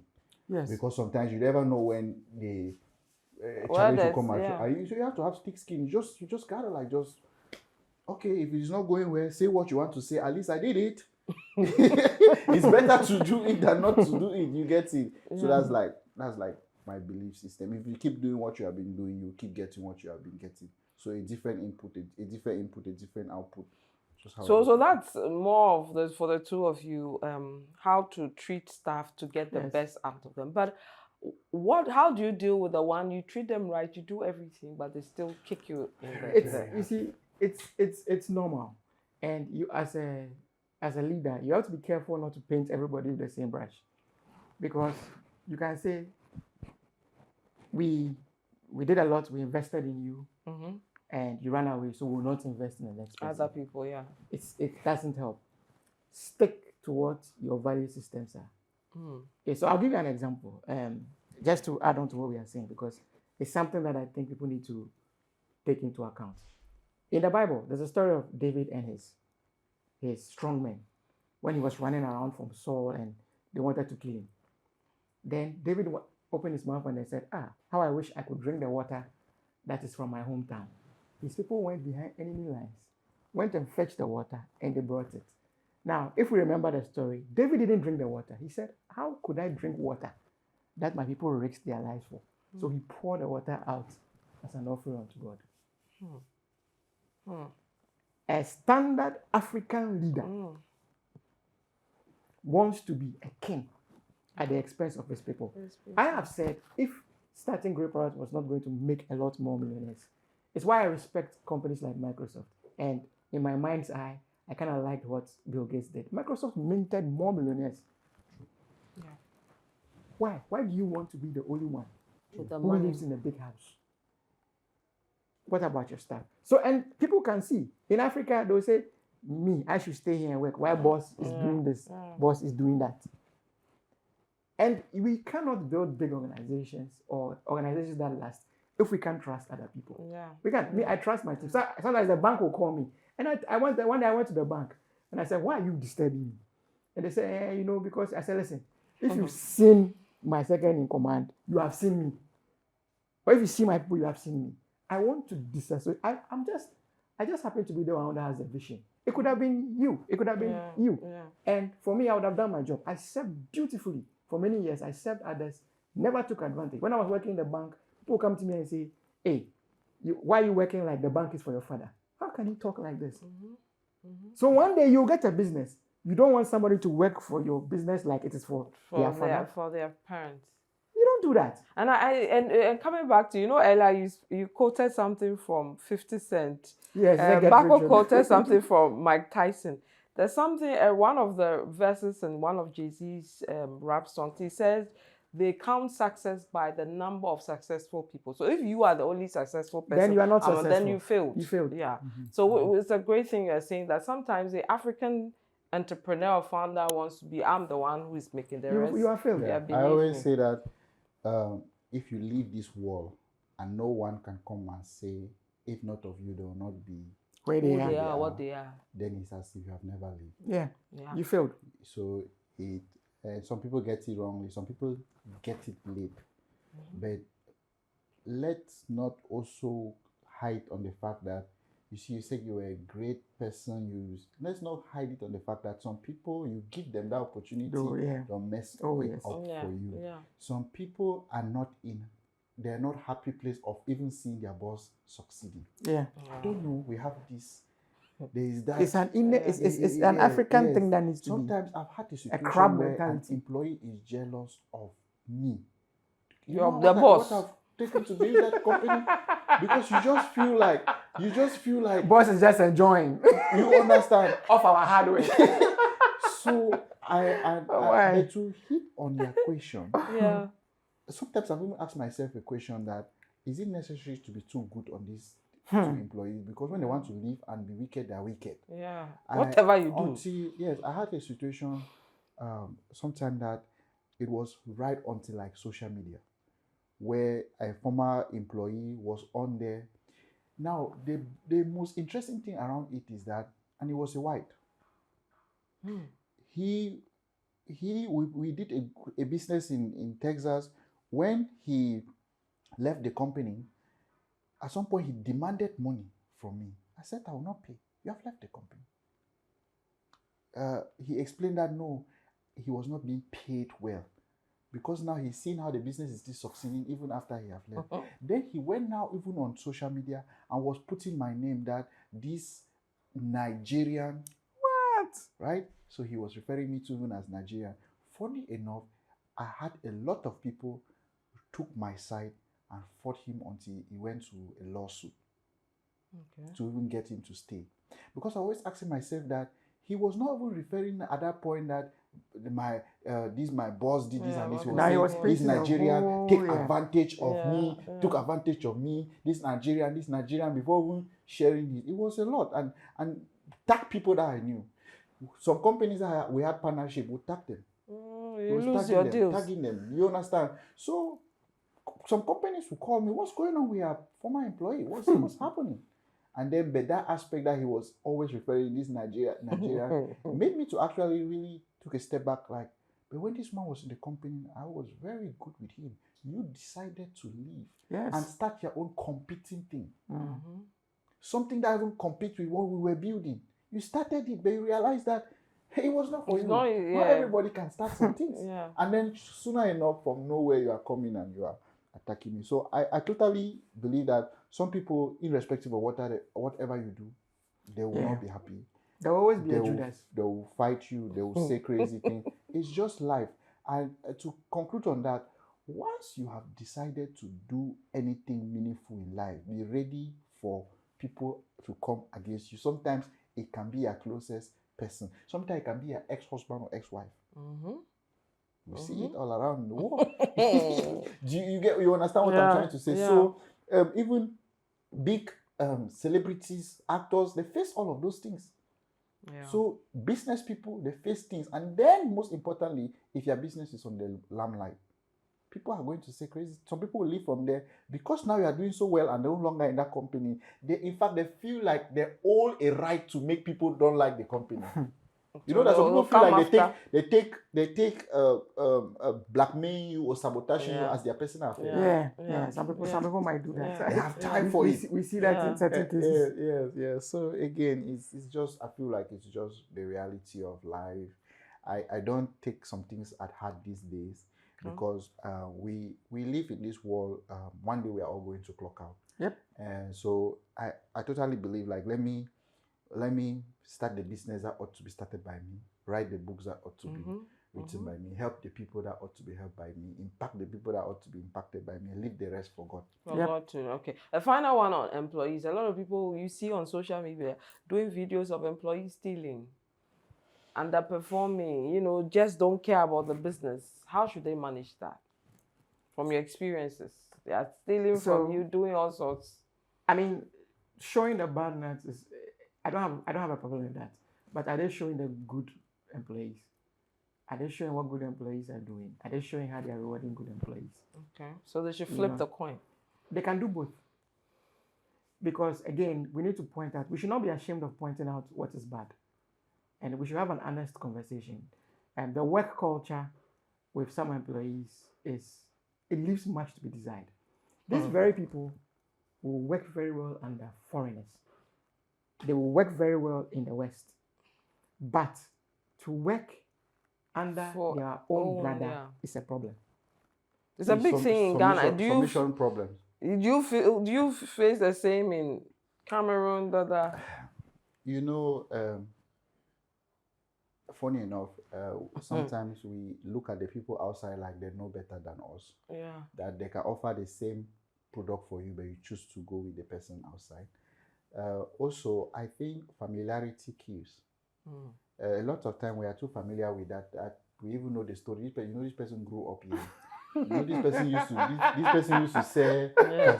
So this was today he said he's a manager. I come to tell you. Look at this person that we went to the same school. Yeah, it's true. So they're just feeling like you owe them something. You understand? Yeah. And I have had more. Funny enough, I've had more respect in different countries that they don't know me. It's true. Than even in my area. Oh yes, he's very right on that. Yeah. When we travel, it's like in Ghana they look at you and they think, you are Papa Kwame, I'm Nana Kofi. It's like, who are you? When you travel out, it's like, oh, okay, you're from Ghana, you are giving us good, Yeah. So like the stranger is always respected. Yeah. So that's why you see situations like that where some employees thrive under foreigners. Yeah. And then now the problem, flip the switch. Now us as Africans, you can be in Kenya and you face challenge because an employee is saying, look at this Ghanaian who is coming here and succeed. Yeah. Why should you succeed here? We are here. Yeah. They might want now to just make you funny. So it's like a funny thing. It's an African thing. You get what I'm trying to say. And I've been a victim of some of those things. But I always say to myself, like, no, it's just life. Yeah. I have some friends who are white that I've also seen the challenge that they face. So like, let's not think that the whites all have it all. They also have their own type of challenges. We just need to learn how to mitigate them. But yes, it's more for, I can go to like maybe what is happening in South Africa now. Yeah. And to be honest, 2011, back in Baltimore, in Maryland, there was a time where they called them in Akatas. Akatas are Black Americans. Yeah, Akata, yeah. There was some time where the Akatas did not like us from Africa because they felt we were taking their jobs. So you couldn't strive well with an Akata, but you could strive with a white person. So you see, it's something that moves around. It goes all around. Someone look at you. I have had someone here in Ghana tell me like, hey, this is how the people live from other countries, they come here and they are working to succeed. I tell myself, boy, I didn't come, I'm investing in your country. Two different things. Don't think you understand what I'm saying. So in his mindset, he was mentioning that because he already seems like, they're taking their jobs. I don't know, but there's that mentality. That mindset. There's that mindset. So we need a lot of like things like podcast education. People need to read, people need to listen, watch a lot of videos to really shift the mindset. And change your views on a lot of things. And that's why I also mentioned that even the way social media also is going, if we are not careful, the young generation is messed up. Because That's true. of also what they continue to see. Consuming, and continue. In fact, back like 15 years ago, if you wanted to make me angry, take a book from me. I'll take my phone. I was always reading. People's success, people's challenges. And I just decided to live life different and see life also different. Look at everybody as the same in my eyes. If you like, I've met even billionaires that did not know they were billionaires. It happened to me in Marrakesh. They put me on a panel session with a billionaire and I was next to him, talking to him. I didn't know that he was a billionaire. When he gave me his card, I checked. Okay. You understand? So those things are what have actually made me to actually realize that we are all the same. We just respect people based on the information that we know about them. You are this. When they come now, they edify you. Meet Mr. This. He's this. Have done this. His network is this. You see how then you shift. change. The way now that are already perceiving you is different. And that is the biggest challenge that we actually face. Okay. So finally, on the foreign and bosses or owners and the workers, it's still something that we are seeing. How should entrepreneurs deal with that? You know, seeing that most people would rather respect the foreigner to run. I have friends who are now bringing foreigners to run their businesses because they say that the people respect and behave around the foreigners. So now they are bringing them to run. You're right. I've even heard people say that they would rather work under foreigners than a Ghanaian or another African. Yeah, it's a mindset. When you travel the continent a bit, you realize that certain behaviors that you put up in your own small country is irrelevant. It's irrelevant. We have to teach ourselves and our people to think big picture, to have pride in themselves. Let us be proud of ourselves. This is where we call home. This will always be home. You understand? Yeah. And we have to understand that my brother here from Cameroon is my brother. And when we met the first time, I actually told him that I didn't want to go and visit him in Cameroon. Yeah. Not even in Texas. We're all going to Cameroon. You've told him. not even in Texas where he is, because I've come to love traveling to an African country. Yes. Being hosted, you go home in an African country. Yeah. And you see that, okay, they may do a little things differently, but we are still the same. And you see that there's living room the same. It's so interesting. You know, the way we do our things the same. It's so interesting. That has been my passion now. Yeah. Like visiting other African countries. When you visit African countries, you would learn to love Africa. Yeah. You would learn to love your brother. This? Take a look at Accra. It wasn't built by foreigners. It was built by Ghanaians. Foreigners invested, but sometimes you invest with a local partner. So we need to, if we are talking about Ghanaian context, entrepreneurs or the employees need to understand that this country, meanwhile, they have big and successful entrepreneurs who have built businesses, very big and successful businesses. So if you keep in your mind that you prefer to operate on this foreigner, this and this, you are missing out. It means you are going on the narrative that you hear, or you are just following. I think not one all size fit all. People sometimes I want to focus on the area that a lot of times people, what I just mentioned before, they already feel like they will respect the foreigners more than their Ghanaians. And if we know, I always put back on things in real life. You know that as a person, if you are in a relationship and you don't respect your spouse, you tend to not, how can I call it, give your best. Because you do not respect that person. I am the CEO. I'm the boss.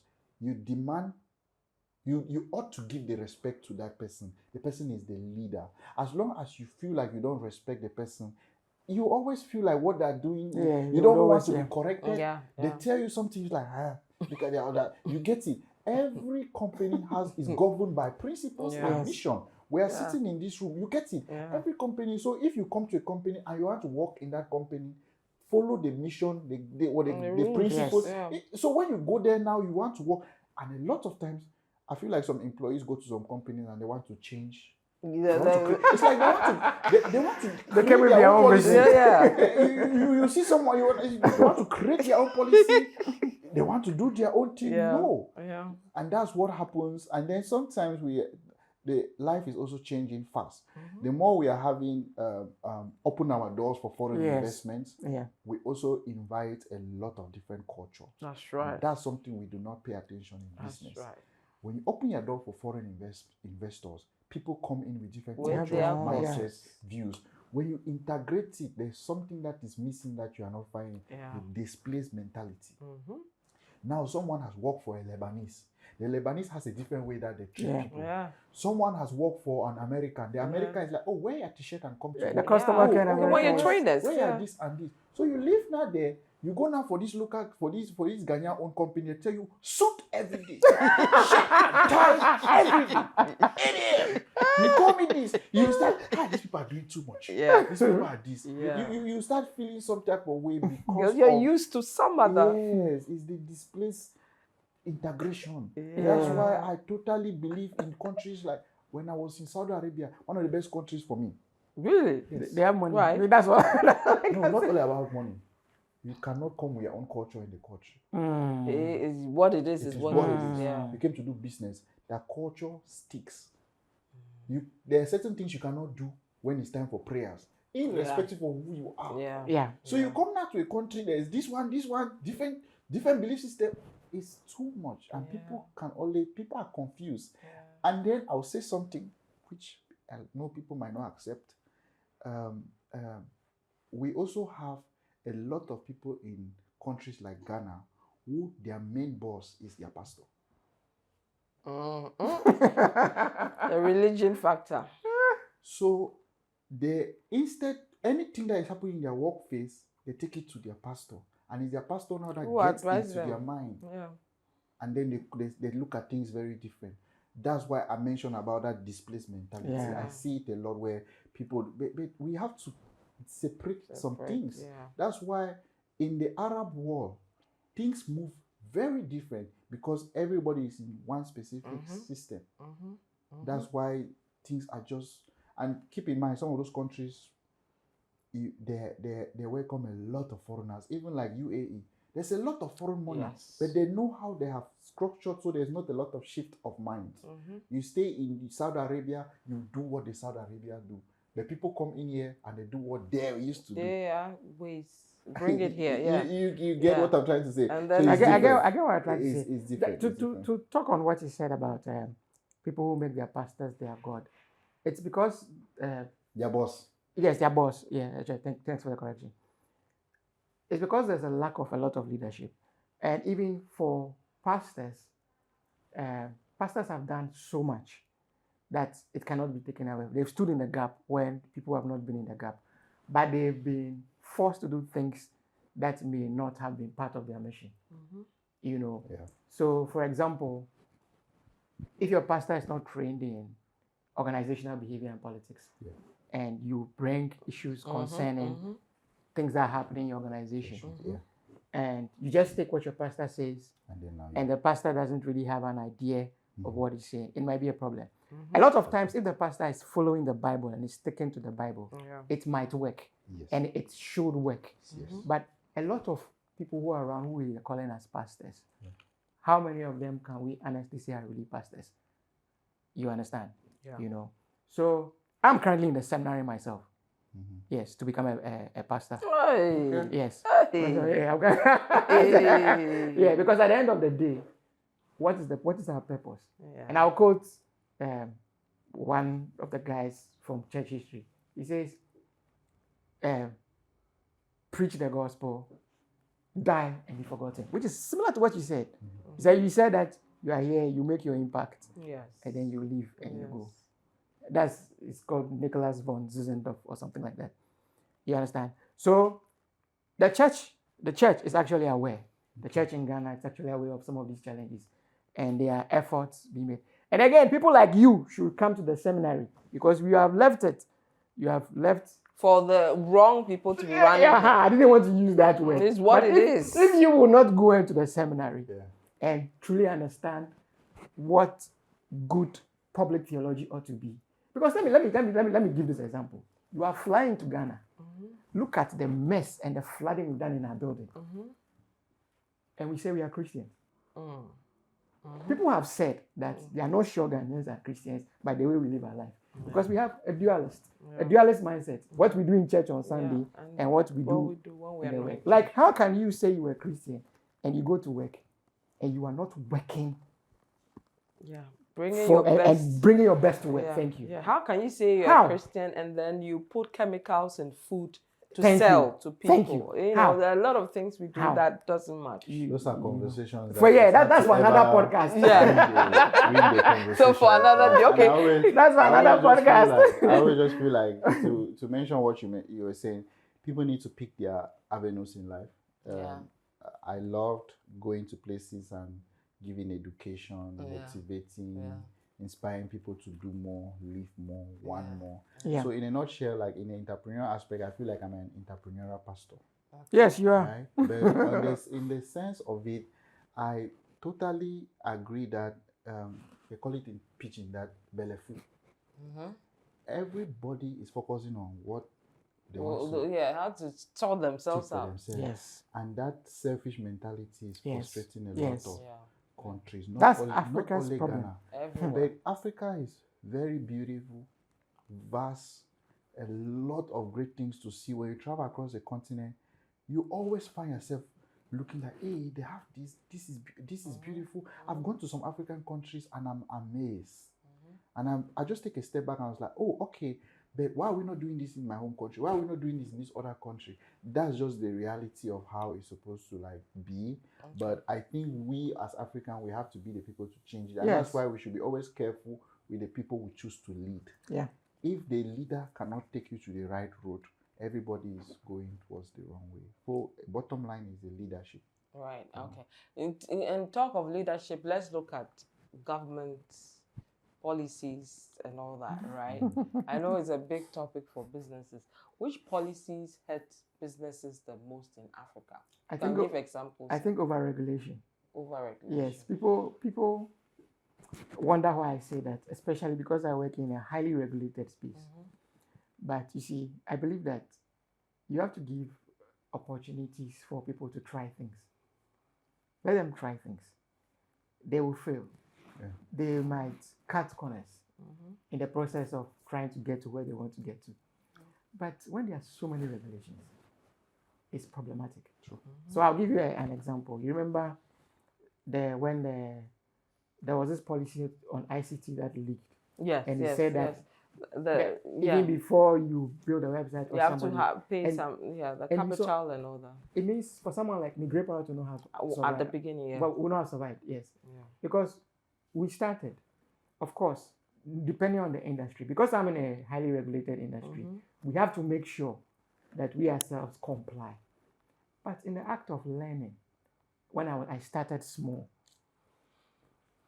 there was no way I would have done some of these things. So I think that sometimes, like another thing, for example, there's a crypto regulation. Yes, I agree, especially when it has an effect on the people. That is the kind of regulation that needs to be thought about. But something like regulation on AI or regulation on, sometimes we do a lot of conferences on these regulations. Meanwhile, we haven't even provided enough roads and electricity and certain things. I think that sometimes Africa, we are jumping the gun. Yeah. Let us focus on the fundamentals. Let's build a country in such a way that people can decide to come and work with my company without thinking about so many bills they have to pay. There are so many. There was one time I told my wife that the problem in Africa is that Africa doesn't have time for people for thinking people. Because it's like by the time you are thinking takes time. Where are the African philosophers? Because you have to go and weed on the farm and make sure you have grown your cocoyam and your cassava to eat. But all these philosophers, somebody did the farming for them to be able to sit down and think. All the inventors, if you go through history, the people who invented the automobiles, sometimes ask yourself, who was giving him the money for him to be able to buy his parts, for him to be able to do X, Y, Z? So rather than regulation, let us rather build an ecosystem that will help. And the country will take care of itself. Bako, same. For me, I want to, when we look at that, is it for established businesses or upcoming businesses? I think a lot of African countries need to do more on the regulations around how to even start a business. Okay. You can sit here with your phone and open a company in the US and in other countries. Can you do that in Ghana? Can you do that in this? So they already create a lot of hurdles for new people to start business. That's why you have more clandestine businesses in African countries than registered businesses. Second aspect for me would be duty. There is a lot that has to do with policies around importations, and it's like they suffocate people when it concerns to like importation of even your equipment that you buy. I was in Ghana and I imported POS devices, and I know how much I paid. So I think I think those are for me the two aspects, but there are a lot of them, and that's why you also see a lot of switch where business people turn politicians. Yeah. Yeah. Yeah, it's easier. Yeah. Yeah, easier ways to make It's money easier. than And try to build a business. and it is also, let's keep in mind, a lot of time you pay attention, their businesses are still running. It's also a mechanism for them to help their business. Yeah. Yeah. Because sometimes the system, the policies, the regulations really suffocate business people. Yeah. And that is also why we mention how it is challenging after down here in Africa on some certain things, where it takes a long time, the systems, the regulations, the policies. But how do you deal with that? The bureaucracies, the permits, without losing your mind? Because you want to run a business, yet you have to sometimes put it on hold and deal with bureaucracies, taxes, policy, over-regulation. all of those I mean, that's why a lot of time, depending the scale of your business, a lot of times some business join chambers of commerce, join lobby associations. So those voices, those unions can lobby for them. In most countries, when I go, based on the sector of my investment, I try to join the chamber to know what they are thinking about, to know how the association is trying to fight for the rights of those businesses. In Ghana, when we're doing a lot of e-mobility, I try to know what the government is. Yeah, what the policies are. You have to be ahead of the curve. You have to. So I think that's how people are able to like go around it. And I spoke early on about Dangotism. Yeah. Do we know that Dangote used to be the president of Nigeria Shippers Association? I see. I didn't know that. Wow. Yes. So you see a lot of times, if you look at, I know a lot of business people here who are chairmen of some associations. Yeah. Have you noticed? Yeah. Because they want to control their business and control the lobbying side and the voice. Because sometimes you need voices and powerful people to fight for the interests of the business people. True. Otherwise, they'll shutter you. And sometimes the policy people don't even know what is happening on the ground. So they'll create some of these regulations and pass them that will affect and kill a lot of businesses. But when you also have business people in the mix among these chambers, they're able to fight for the voices of the people. Why is raising capital in Africa so difficult? It depends on the kind of business you want to go into. So, for example, if you are raising capital for maybe extractive businesses, maybe oil, gold mining, you'll get a capital. Okay. Yes. The challenge with raising capital in Africa is that there's not enough understanding of the new businesses that people want to do.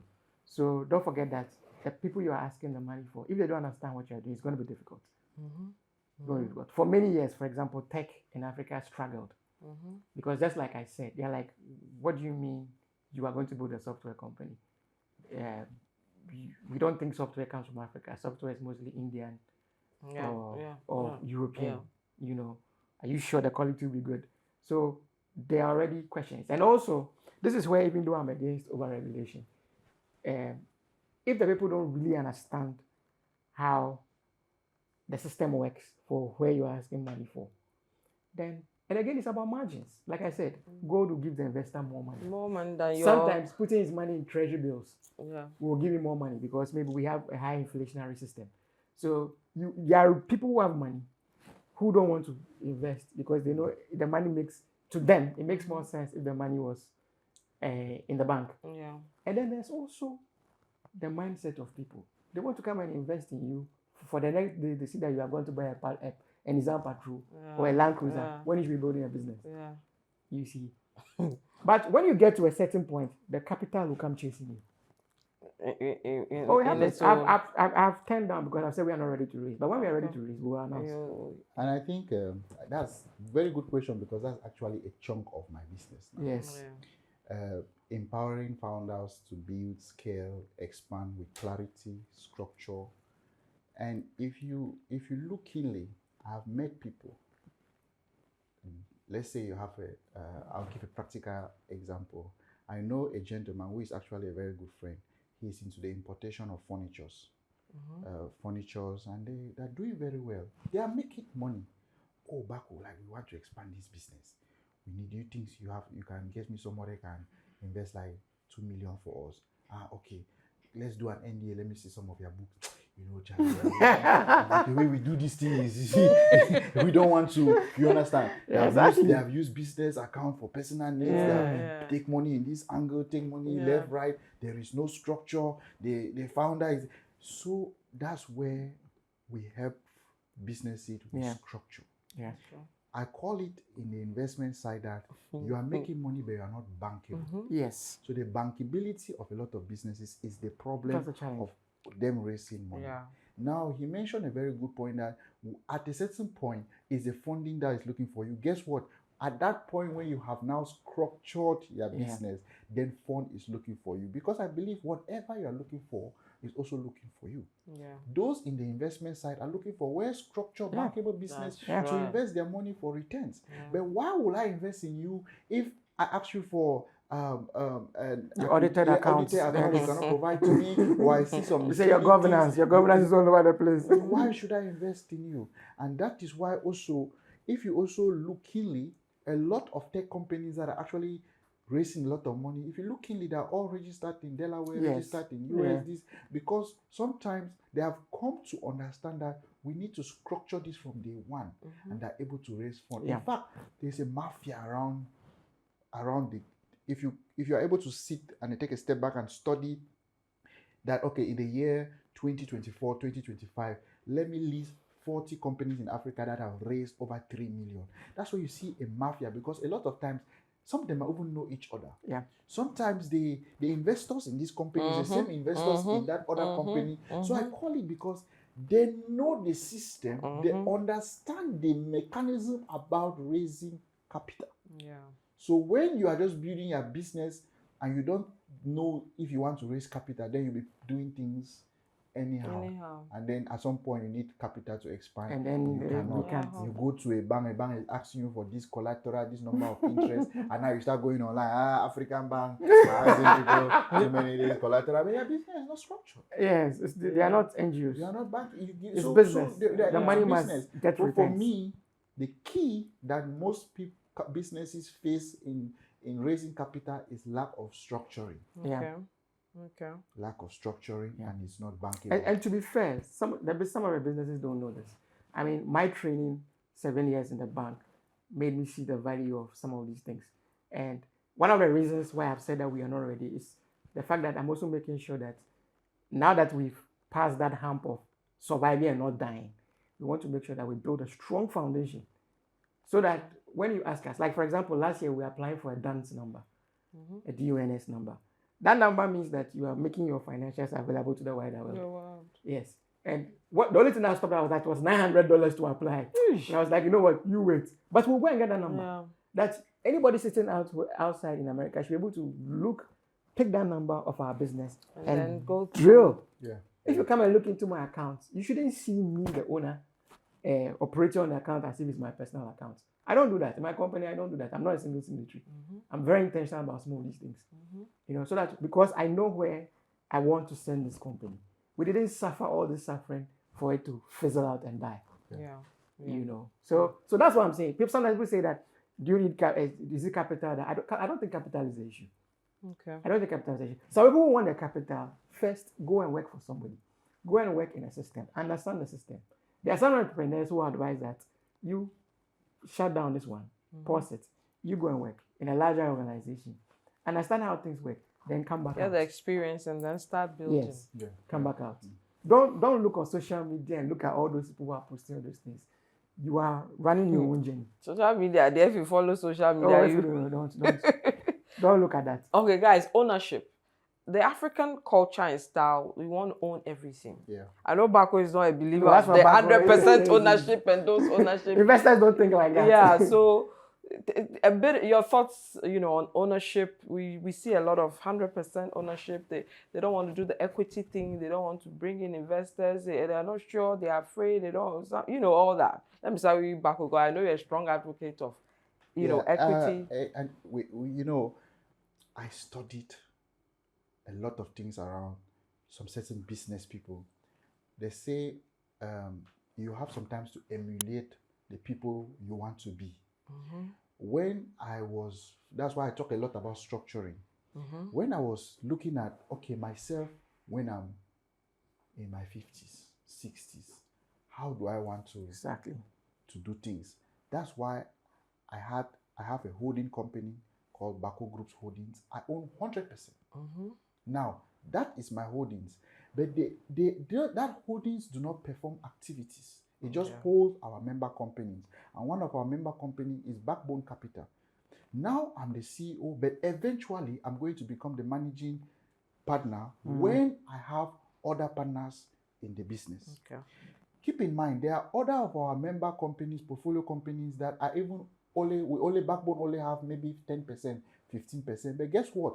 All of that is managed by my holding that I own 100%. So that in the future, all these various activities and investment are under one holding company that still belongs to me. And if you look keenly from some of my role models and some of the great people that you know, all their companies is under a holdings. The business that you know, if you look, maybe Dangote Cement is not fully owned by Dangote investors, but Dangote Cement is owned by Dangote Industries. Dangote Industries is owned by company. So for me, it still goes back to the sense that it also depends on what is your vision for business and what is your mission. Okay. Some people are called to solve problems in healthcare. They might just stick on healthcare, own their healthcare business 100% and live life and die and exit. That's fine. I'm not against that. We have to focus on our callings. When I sit sometimes, a calling is doing me for agriculture in Kenya. I cannot, you get it. And when I travel, you meet a lot of incredible opportunities. So I'm asking myself, how can it's better to have a small pie that is getting things done for you and you're making money than to have a big pie and nothing is coming from there. So as an investor perspective, I actually do not want to be everyday active on a lot of things. So I better have my holdings and then invest in a lot of things. To polish on that, Warren Buffett changed my mind on a lot of things. They asked Warren Buffett how many staffs he had. And he said in his office, there are less than 10 people in his office. And at that time, Warren Buffett was one of the richest people in the world doing investment. Why? Because in investment, you don't need a lot, unless you get to like the Blackstone levels, where they're doing asset management, we all aim, or like banking and all of those things. Now, as an investment and VC, I can invest in a lot of things without a lot of manpower staff, which is already helping me and give me that flexibility to invest in cool things and having returns without too much of manpower. Unlike, I'll give you last point, I have more free time now investing in things and seeing how the company is growing than when I had 3 companies that I own 100% building. Sometimes my mind will be going colo. so at some point I was like, okay, I have to do a lot of transition. I want to transition and now focus on Backbone Capital Ventures. So I start going back now to the people that I have met, and I'll build some relationship with them. I say, hey, can you come? This is my company that I'm building. Can you come and be part of it so that you can take it from this? I still own it, they have a share for it, so that I can loosen up and focus on Backbone Capital. And I think that has really changed the way I see a lot of things. But I am not against people who want to just own the 100%. I'm against you if you want to own 100% and you still have all this vision to grow and become the Dangotes. No way. That's not possible. It doesn't exist. Dangote is building the refinery there. You know how much he took from outside? People own, even banks own shares in that refinery. People will not know. They always just think Dangote own all of this. No. People own all of those things. If you go and check if Facebook CEO is the one who owns Meta, you realize that he doesn't own it 100%. Elon Musk doesn't own Tesla 100%. So when you start studying all of those things, you take a step back. It depends on your vision and where you want to go. If you want to go so big, I haven't seen it's not possible. Extremely big company that the CEO owns everything. It's not possible. Yeah. All right. And you will not be the first to make it possible. To do that, make it possible. You can't come and rewrite anything. You'll not be the first. I'll say one thing there. also change that in a little bit. In Saudi Arabia, as I saw a lot of successful people who owned their companies 100% because it was inherited. Yeah. Okay, that one, yes. Their culture, that you know, content, makes room for that. because it was inherited. Yeah. Yes, you've clarified. Yeah. But here's a case where we are talking about building, and especially on this continent where we are resource rich, but at the same time resource constrained, because we don't know how to effectively maximize what we have. It will be difficult, and even to be seen as serious, because if you are just one man who owns everything, you are at risk. That is, you are at risk. If you are dead and you are gone, what happens? You understand? So if you truly want to be great and be big, you have to be ready to let go. Let go. Yes, Okay. and you will be bigger. Yeah, look at. May his soul rest in peace. Look at the CEO of Access Bank, who passed with the son. Oh, the helicopter crash. Yeah. Have the Access Bank been affected? No. Some people don't bank there, but don't even know that the CEO passed. Yeah. So, guys, the African terrain is difficult, and sometimes you are going, but you are not going. All right. How do you manage when, months have gone and it's difficult? How do you get through mentally? Like, you know, you are struggling, you see others doing well, you know, with setting. How do you cross that hurdle? Okay, so I can speak to this. And so after a while, we realized that on average, to get a new contract, it takes about 18 to 24 months. Jeez, 2 years. Roughly. Yes, 2 years. Because again, think about it, our clientele are banks. And if you miss a budgeting window, so you first have to get buy-in. Then once you get a buy-in, you have to even make sure that you are part of your budget. And make sure that the budget is approved in time before the window closes. If not, it goes back into next year. And then it goes into the next year. So the thing is, be consistent. Okay. And don't give up. After a while, you are going to learn from your mistakes. Be very quick to learn from your mistakes. Learn what you could have done better to fast track a business development pipeline. You have to learn, you have to be quick on your feet. And there's no greater motivation than the fact that you are running away from collapse. But once you pass that side, you'll be okay. So, for example, in my business, like in Grey Parrot, our most busiest parts of the year are maybe from Q2 to Q3. Okay. That is when we have to be active. Okay. By Q4, it's too late. If you didn't get it in the year, forget. It's going to next year. So how you will survive until next year as a business, that used to be a challenge. But when you have different clients in the pipeline, then it helps. So you have to adapt. Clients, yes, you have to adapt. Don't give up. Right. And here's another thing I want to say about Africa. Things are going to get better. Okay. We have a continent that has a young population. And the population is going to expand. We have a continent that is beginning to trust each other. Look at how almost every month you hear of countries opening up and you say, okay, now you can travel in visa free and all of that. It's going to change. Okay. Africa cannot be kept divided forever. That's not what I see in our experience in the past 8 years.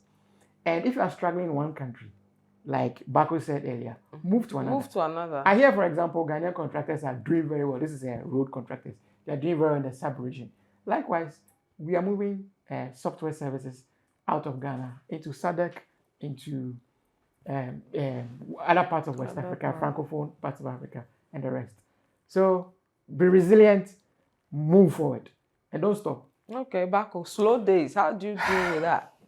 It's You wake up and you're like, It's 2019. I went to, I'm in Japan. We had pushed and we got a contract to supply ground support equipment. When you travel, all the airways, the airbus, big contracts, Kobo balls. I'm in Japan, and with a friend, we went to Hiroshima, Chiba, and all that. We entered into a place and where they call them temples, and I'm excited about this contract. I'm excited about this supply we're supposed to do. But I saw in Japan at that time, December, 2019, I saw people putting masks. And I told my friend, hey, people are so health conscious here. This will be a big business in Africa. And he's like, oh, I will send you a supply. I will send you a box sample of it so that you can try it for people in your These are face country. masks. Face masks. So you can try it with people in your country and see how it goes. I'm saying, okay. Keep in mind, there were two things going on. I had this contract to supply ground support equipment, and one of our business at that time was into events. We had an event that was scheduled in Dubai in the year 2020. We had paid for the Dubai Exhibition Central. You know how the venue costs. We had paid for a lot of contractors for that event that was scheduled in 2020. Two things was going on for me. This contract that we had to supply ground support equipment and the Dubai event. I felt like life was good. There I'm in Japan. I traveled now back to Japan, landed in my country, Cameroon, watched the news that there is COVID. Yeah. I shocked. I'm like, what is going on? Borders start getting closed. This contract to supply ground support equipment, they don't need that equipment again because borders are getting closed. This event in Dubai 2020, it's not coming on. Because it was postponed, I remember. It's not coming on anymore. What do I have left? The A face box mask. of masks that a friend have sent for me. I didn't know what to do. Fast forward into like January, places are getting closed. I had a friend at that time who was a Cameroonian living in Ghana, had problem traveling. So we made a way for the friend to go through Togo because they did not allow closed the travel borders, to go through Togo and take a flight quickly to come to Cameroon. Everything was happening so fast and I'm getting crazy. What am I going to do? 2 months behind, I felt successful. I'm investing. You are paying a venue for over $100,000. You are signing for a venue for over $100,000, paying deposit. You know you are going to make this massive program. Even during that time, we came here in Ghana and did like a pre-event thing for that. I'm happy with this contract because I'm supposed to supply huge ground support equipment, and we're supposed to go and source the equipment from Malahan in North Ireland. We're supposed to go to Japan. We're supposed to go to Turkey for all this supply. I'm happy. COVID came, nothing. February is my birthday month. Everything is shut down. My buying is crazy. Everywhere is shut down. And I felt down. I felt, I don't know what I'm going to do. And that's why they say we grow from people and projects. I'm talking with a friend in the month of February that everything is fast going. And he told me, Bako, use this mask now. Let's push this mask. Don't sit and be complaining. Like a, you know, there's a story where a dog was on a nail, crying every day, and people will pass and say the dog will bark, and then the one guy was passing every day and the dog was barking, and he asked the owner that why is this dog barking, and the owner said because he's sitting on the nail, and then the man said, but if it is hurting him, why don't he wake up? They said because it's just hurting him. It's not hurting him as bad as much as for him to wake up. So it's only hurting him to bark. So my friend narrated this story for me and said, stop barking, Bako, wake up. Wake up from the nail. Nobody is coming for your survival. Everybody is faced with COVID. Let's sell masks. Wow. We started selling masks, and that was what lift me up. From the mask, a friend of mine, Sony, gave me an opportunity that Bako, let's partner up. You have this network in your company. That company I had at that time, ATIGS network. You have all this network. The thing I was discussing with you, how I took over. We had all this network of people. Let's contact this government and tell them that we can supply screening machines for sanitization. The same people are going to invite for this event in Dubai. Let's contact all of their government and supply equipment. We made a lot of money doing that. Wow. And that I learned that you can complain, you can back. The hard times are going to come, but they have not come to stay. The same, if you keep doing the same thing you've been doing, you get the same result. During that time, I had to think different. To adapt. I had to face my reality. And by facing the reality, I associated with other people. And they were able to make me see and think what I'm not able to think. And that's why I am a heavy believer that sometimes it's good to share your problems. Share your problems with people who can understand. The right people. Yes. not the people that will put you down. By opening up with some of my associations, I was able to enter into other industry. So I'm a product of people and projects in a nutshell.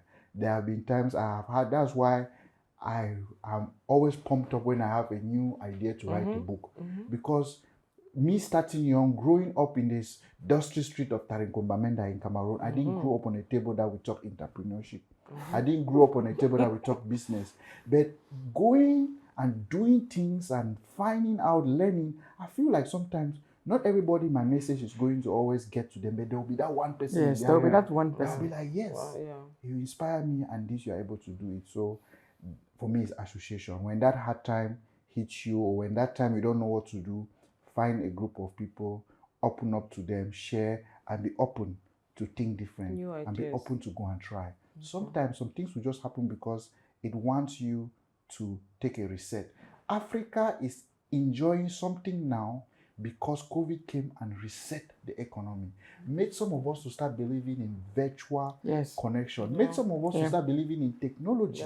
If there was no COVID that reset some of those things, we would never thought of doing telemedicine. We would never thought of doing a conference on the internet where people will pay to attend. In fact, we even signed a contract for the first time because of COVID. Because of based on Zoom. You know, but back in the day, it was unheard of. You have to fly in country. Go to the As it was making challenge like that, and people were suffering. Some other people saw the opportunity to reset their life, reset their business, and it took them on a different pathway. I suffered from the loss of that contract, suffered from the loss of that, but to God be the glory. I was able to come out of it, and I still thank God that I'm able to share that message. Okay, I have a few questions left for you. Quick, and then we wrap up. The first one is, what is the biggest lie we tell young entrepreneurs in Africa about entrepreneurship?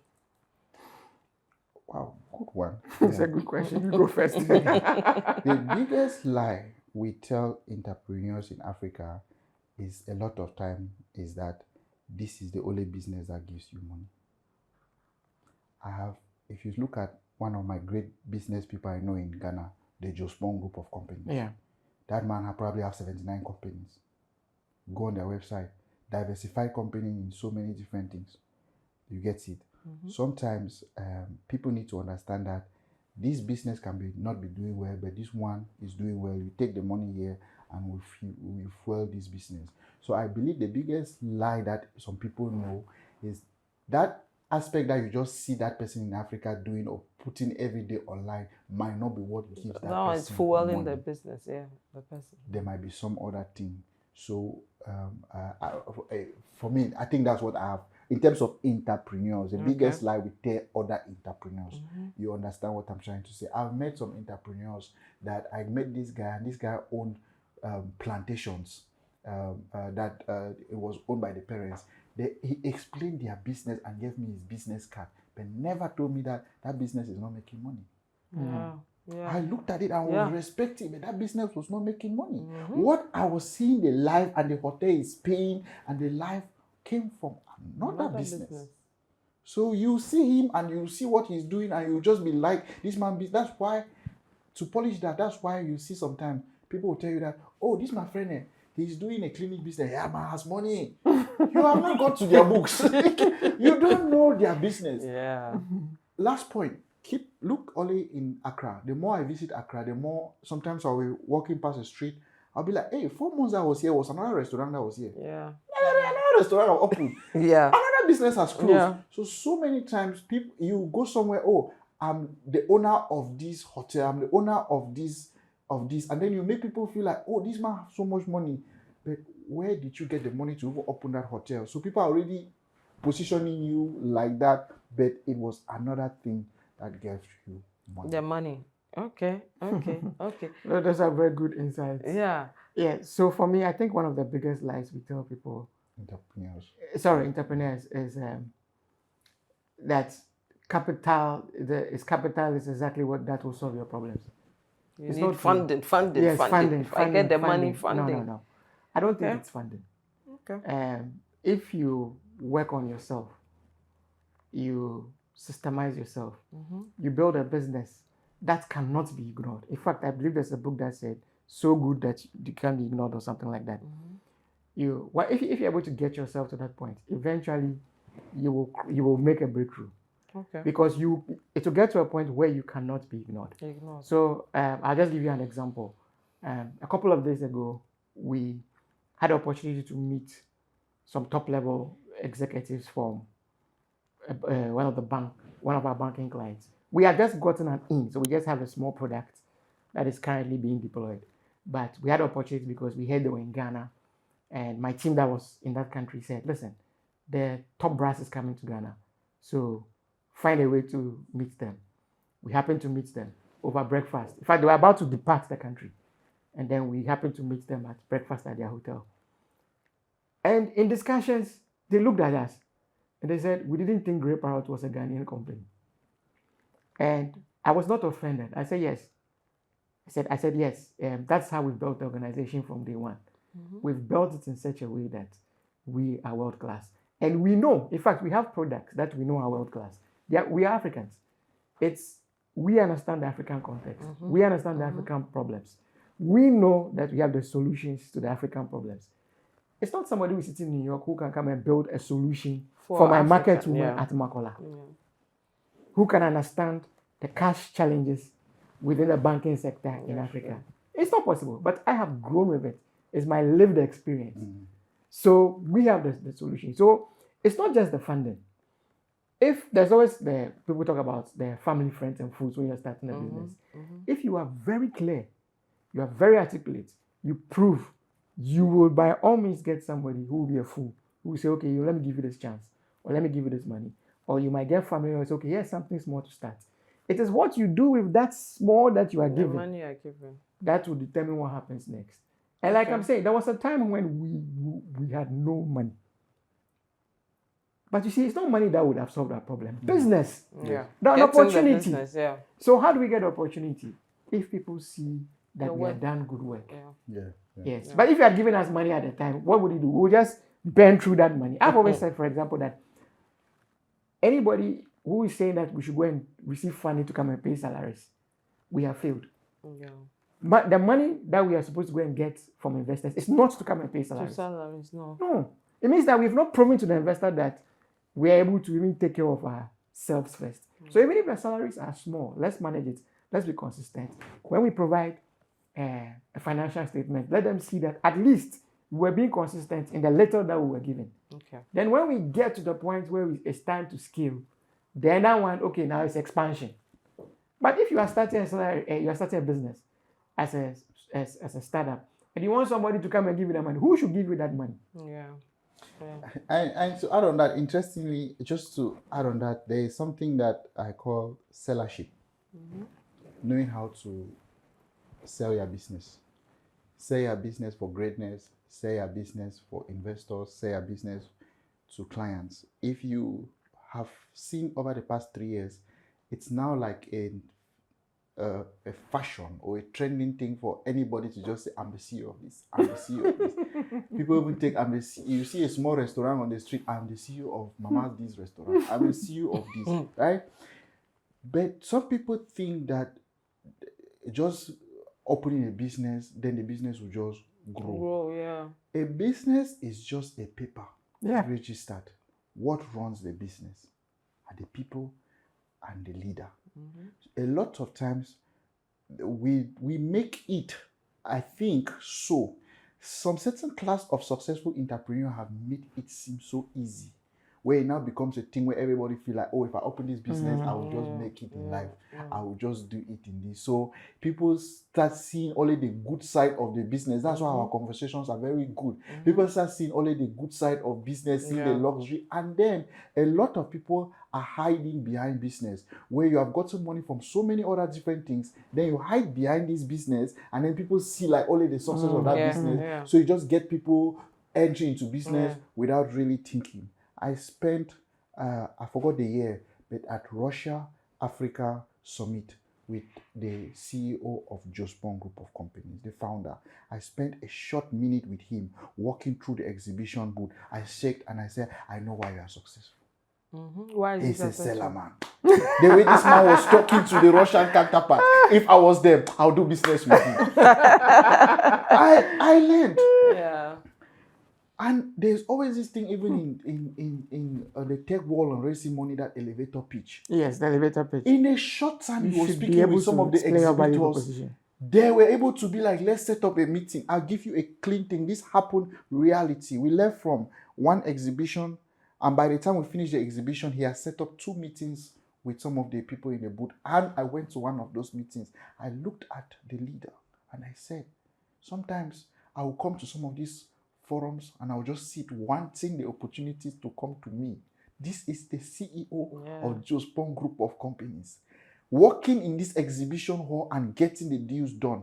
And I think a lot of time we have sold that easy way to some of the young entrepreneurs, thinking that, oh, I'm the CEO of this. Sit down and relax. Business will just come to me. Put that thing somewhere. That thing that way. No, I got it wrong that day. Like, give me the booth, let me work. So we need more role models and we need more mentorship for business people to actually see and really see how they conduct business behind the scenes. I've spent some time with some great minds and some great business people and see what they do, and that has really helped shape the way I also looked at a lot of things. And I have this thing I always say, that sometimes Elon Musk said he's the most hardworking person in his company. Yes, it's true. In Africa, is hard work enough to make you succeed? I would say work is... it's not enough, but if you don't have hard work, you have already lost. Forget it. You've already lost. Okay. Yes, that's what I would say. Yes, there is hard work and there's working smart. Yeah. Sometimes for me, your talent can take you where your character cannot keep you. Yeah. And sometimes your character can take you where your talent cannot keep you. I have happened to do business, and I don't know if you might accept this, but a lot of time people do business with people they know, love, and trust. So that's why you see the rich always getting richer. Oh yeah. They are in a certain cabal. Who is in and who is out? For me, how can you work so hard to be in the milieu, in French, to be in the network of those they will call?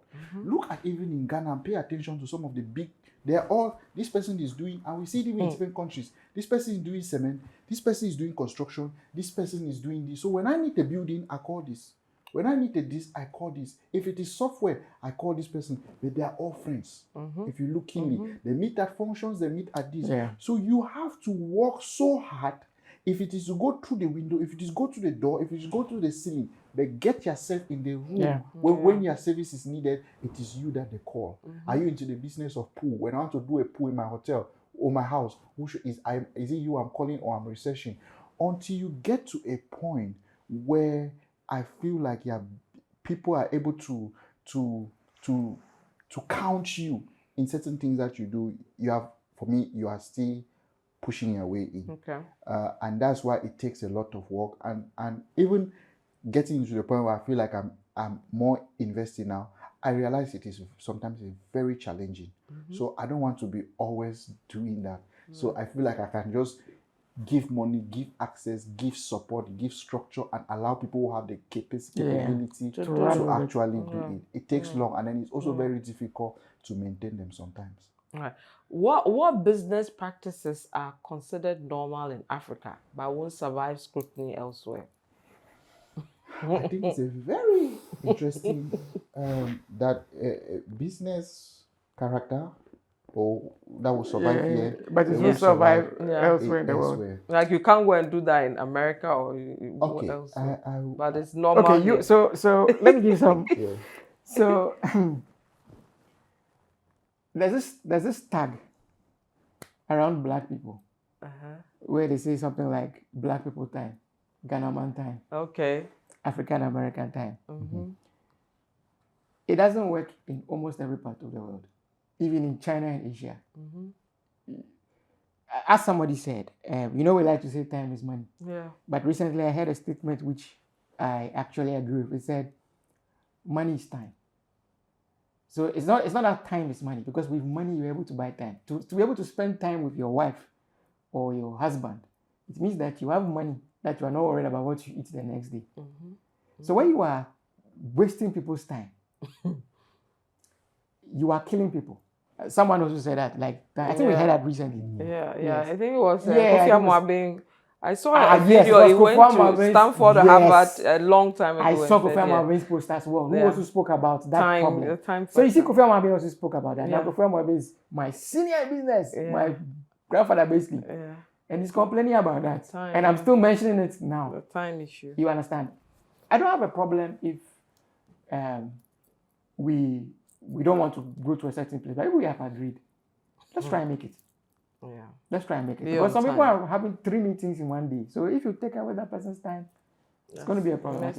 So respecting business, you know, understand that this is business. It's something that as Africans, we need to learn. And the conversations we have been having, why we are not getting bigger, why we are not getting funding, it's all these things. When you see a business as a business, and you treat it as a business and not your extension of something that you want to do, then things are going to get better. Excellence. Like, why should we? I hear that we Africans, when you are working hard, they say, it's the business for your father.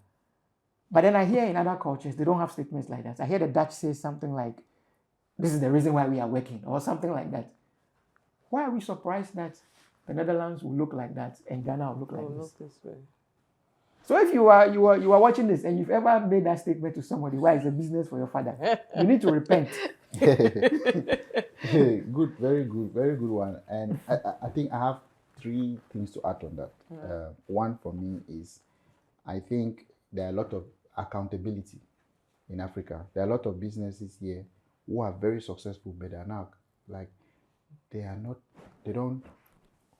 don't have anybody to be accounted for. Some are not focused on their social corporate responsibility. They do what they're supposed to do. Yeah. Some do run it like the way they want to run, because sometimes their friend is the president or their friend is this. They do what they want to do. So it's like in Africa, sometimes a business can be bigger than the law. I don't know the country, but I know sometimes. But whereas over there, different. For me, that's one. Second aspect for me that I've noticed is in Africa, a lot of times some business believe in, or some people believe in, fake it until you make it. It's widely spread across Africa.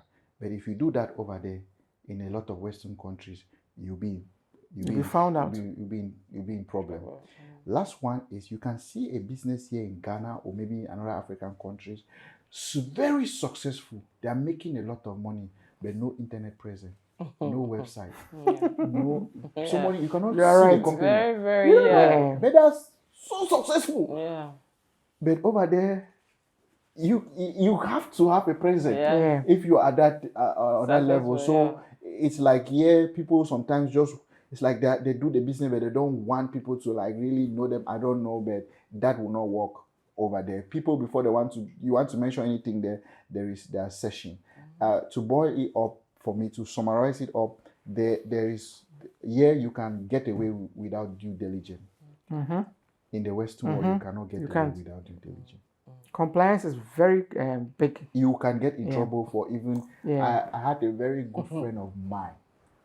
His business went from point A to point B because a lady who came there to work, were a cleaner, slipped and fell and hurt her knee in their workforce, took the company to court, and that company is shut down. The firm was very successful. He's not his parents were born from, his parents are from Congo DRC, but he lived all his life in Belgium, was building a great successful business in the state of Dallas, Texas.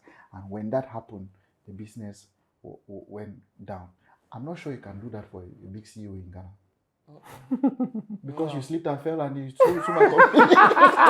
And I've come to lose everything. Who won down? So what? Am I the one who pushed you? How you feel? That I've seen people get away from funny, crazy things here. And one thing that hurts me and pains me anytime I see is you see some of the construction companies. The worker is on the 7th floor without any protected. Do that in some Western world. You can't. That's it. So people just do things in like some crazy ways that sometimes I feel like you are lucky you are in Africa. You're lucky you are in Africa. And I think that's what some people are able to get away. And they do that business here and succeed. But if you take that same company and put it in US, you will not succeed because you are playing too much. You are not taking care of safety mechanism. You are just doing things your own way, not caring about the people, not being accountable, just no social responsibility, and you are so successful. Your bank is doing well. You have the houses, but if you do that in the US, you are not careful. One single employee will take over your business. All right. My final question: what's that one uncomfortable truth, right, that nobody wants to talk about in doing business in Africa? Some uncomfortable truth that is happening, but all of you are like, hey, Bribery and corruption.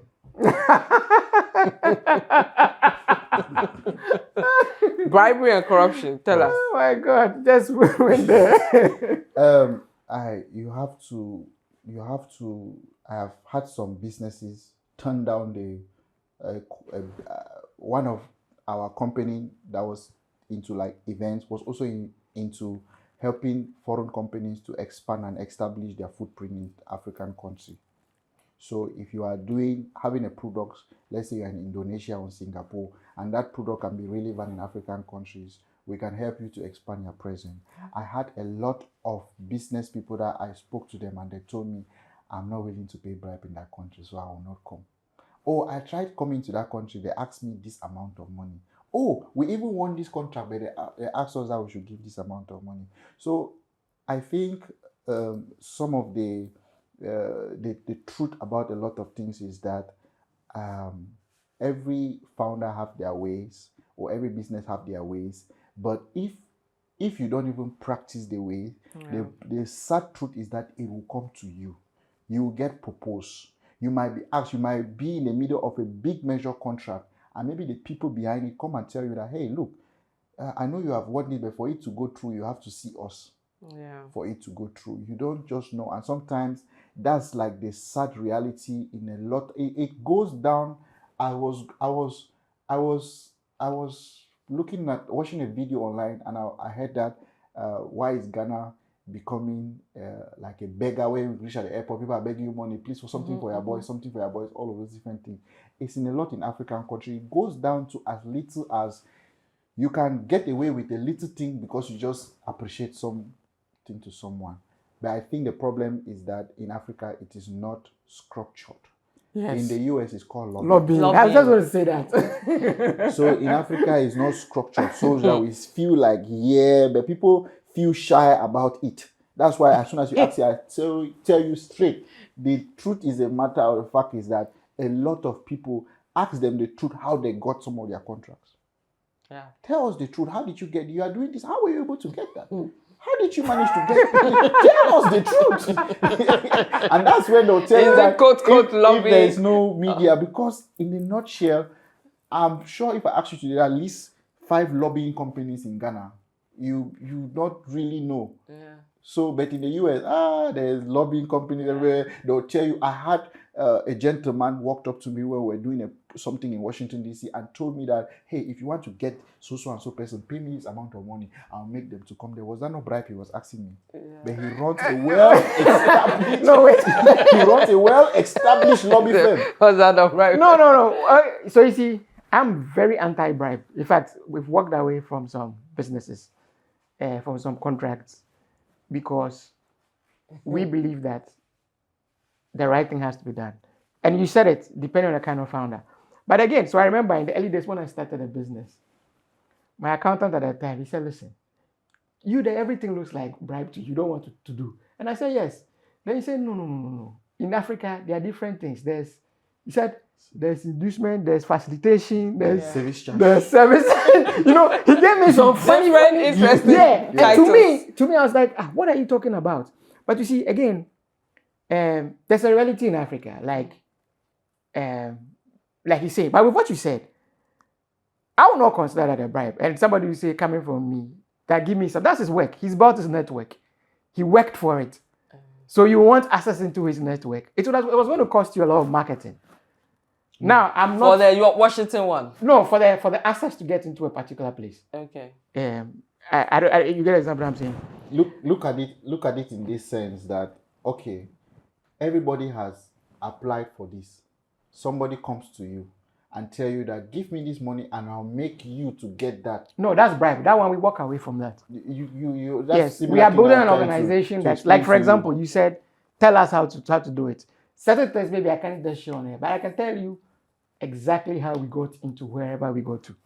No, I wasn't saying to you. I was saying most often. No. I agree with you. Oh yeah, I agree with you. And say this, and that's why I 100% agree with you. Yeah. But I just yes, that relationship has a lot to do with some of these things. So to follow up on what he's saying, to avoid a situation where you find yourself in that, you have to start early. You have to start giving back. You have to start working. You have to start coming out. Be ready to sacrifice things for free so that somebody will say, just by a recommendation, he doesn't need money from you. But then I ask you a question. Let's say the person says, oh, go and meet this person. Do you just take all the money and then they decide that is... I have to sort out the person. At least give me a thank you. That's why in Ghana, there are things like hampers and all of those things. So it's a hamper a bribe. It depends. Let's see how African has structured it. Look at it this way. That's why things in Africa is different from things in the West. Now you see if someone here is running for an office. Yes. They have a foundation or they have campaigns. Yes. And who are the people flowing money around? It's not businessmen. Business people. Yes. Donation. But that donation is money you would have paid for bribe for. Yes. So you are paying forward. But the donation is not a bribe. Pay you forward, exactly. Pay you forward. It's just a way that just So for me, I love your honesty in pointing out this reality on the African continent. Yeah. Because if you remember earlier on in the podcast, I said, why would somebody give you that contract? Exactly. Yes. Now I told you I'm in seminary. You are not going to pay bribes. So, and this is why for example, a lot of people who are Christians shy away from business. But get into business and show that you are different. But it doesn't mean that, remember, you cannot just think that I'm in for myself. The man, the politician or whoever who helped you, there are many things you can do. You can offer a scholarship. People have other ways by which they do certain things, but not to induce the action. But the scholarship is also a form of bribe, but it's not monetary. But no, it is not monetary. No, it's not a bribe. This was post the fact. But if you went and said, give me maybe the we should define bribery. Exactly. Yes, let's define what bribe and corruption I'm sure my accountant will be proud of me. Say, hey, I've taught you well. But yes, you see, the point is, we all have different North Stars and where we are, our purpose in this life. Yeah. If your purpose in this life is to make as much money as you want, and you see money as a tool, then for you, your conscience doesn't bleed. I, for example, don't invest in certain businesses, and I will not invest in certain businesses because I know it has an effect. People have come to me and said, for example, let's build a betting app. Yeah, I know betting is legal in Ghana, but I know what it does to my people. So I should make the money now. Make the money, and after that, see my relative in the village somewhere who has become addicted to betting. I won't do that. Okay. You understand? Yeah. So that being said, you have to be ready to understand that there are certain things that you will not do. You must have your own line. Yes, true. You understand? Right. And I am telling you that somebody will watch you and say, this young man turned down a bribe. You might be surprised. That is why they would have given you a contract. Yeah, and then... You understand? But you'll be asked. You will be asked. Let's be very honest. Recently I saw there was an article. They say the many ways Ghanaians, they were teaching foreigners how Ghanaians are asking for money. They say, for grease my palm, or for food, for breakfast, or all sorts of things people say. Your people are here. What did you come with? What did you come with? Breakfast for them. I'll give you a real story that happened with me. A friend of mine, he's from an African country, and we had this business that the same in the events business. So we are doing this award ceremony, big award ceremony where we recognize the doers and the movers in the solar industry, recognizing those who have done big megawatts of projects. And then we had this company from Zimbabwe reach out to us and told us that they want to give us this XYZ amount of money to give them the Africa Solar Company of the Year award. This award was not even focused on Africa. This award was focusing in for Americans Yeah. in the region. And this African company reached out to us. The sum of money that they suggested was interesting. But I told my partner at that time in the business that I won't take this. We haven't even made in any of our publication that we are giving award to African companies. This award is being issued to companies operating in the US. We had a lot of disagreement, and the guy left and started his own company and contacted them and took the money. You take the money. It was his choice. Oh my goodness. Yeah. It was his choice. It was his but I choice.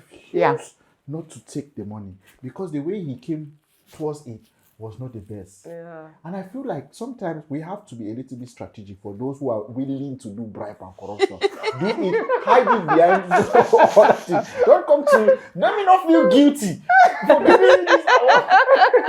Use another means. There are other different means for it. But I should not feel guilty that I'm giving you this award because you paid this other extra money. There should be something you can come and tell us that, hey, I see what you are doing. Great job. Do you have a sponsorship package available? I want to sponsor this amount of this for you people. And then later on, after agreeing the sponsorship, you come and make proposal that, please, can you help us? At that time, I've already taken your money for sponsorship. I might be interested in now giving you the award as African company. But I will not take it because you came and clear it out for us that I'm giving you this money because you never know tomorrow. Yes, your reputation, you see, the future will be won by people who can show that they are their true selves. Yeah. You know, so you may win today, but you will lose tomorrow. Yeah.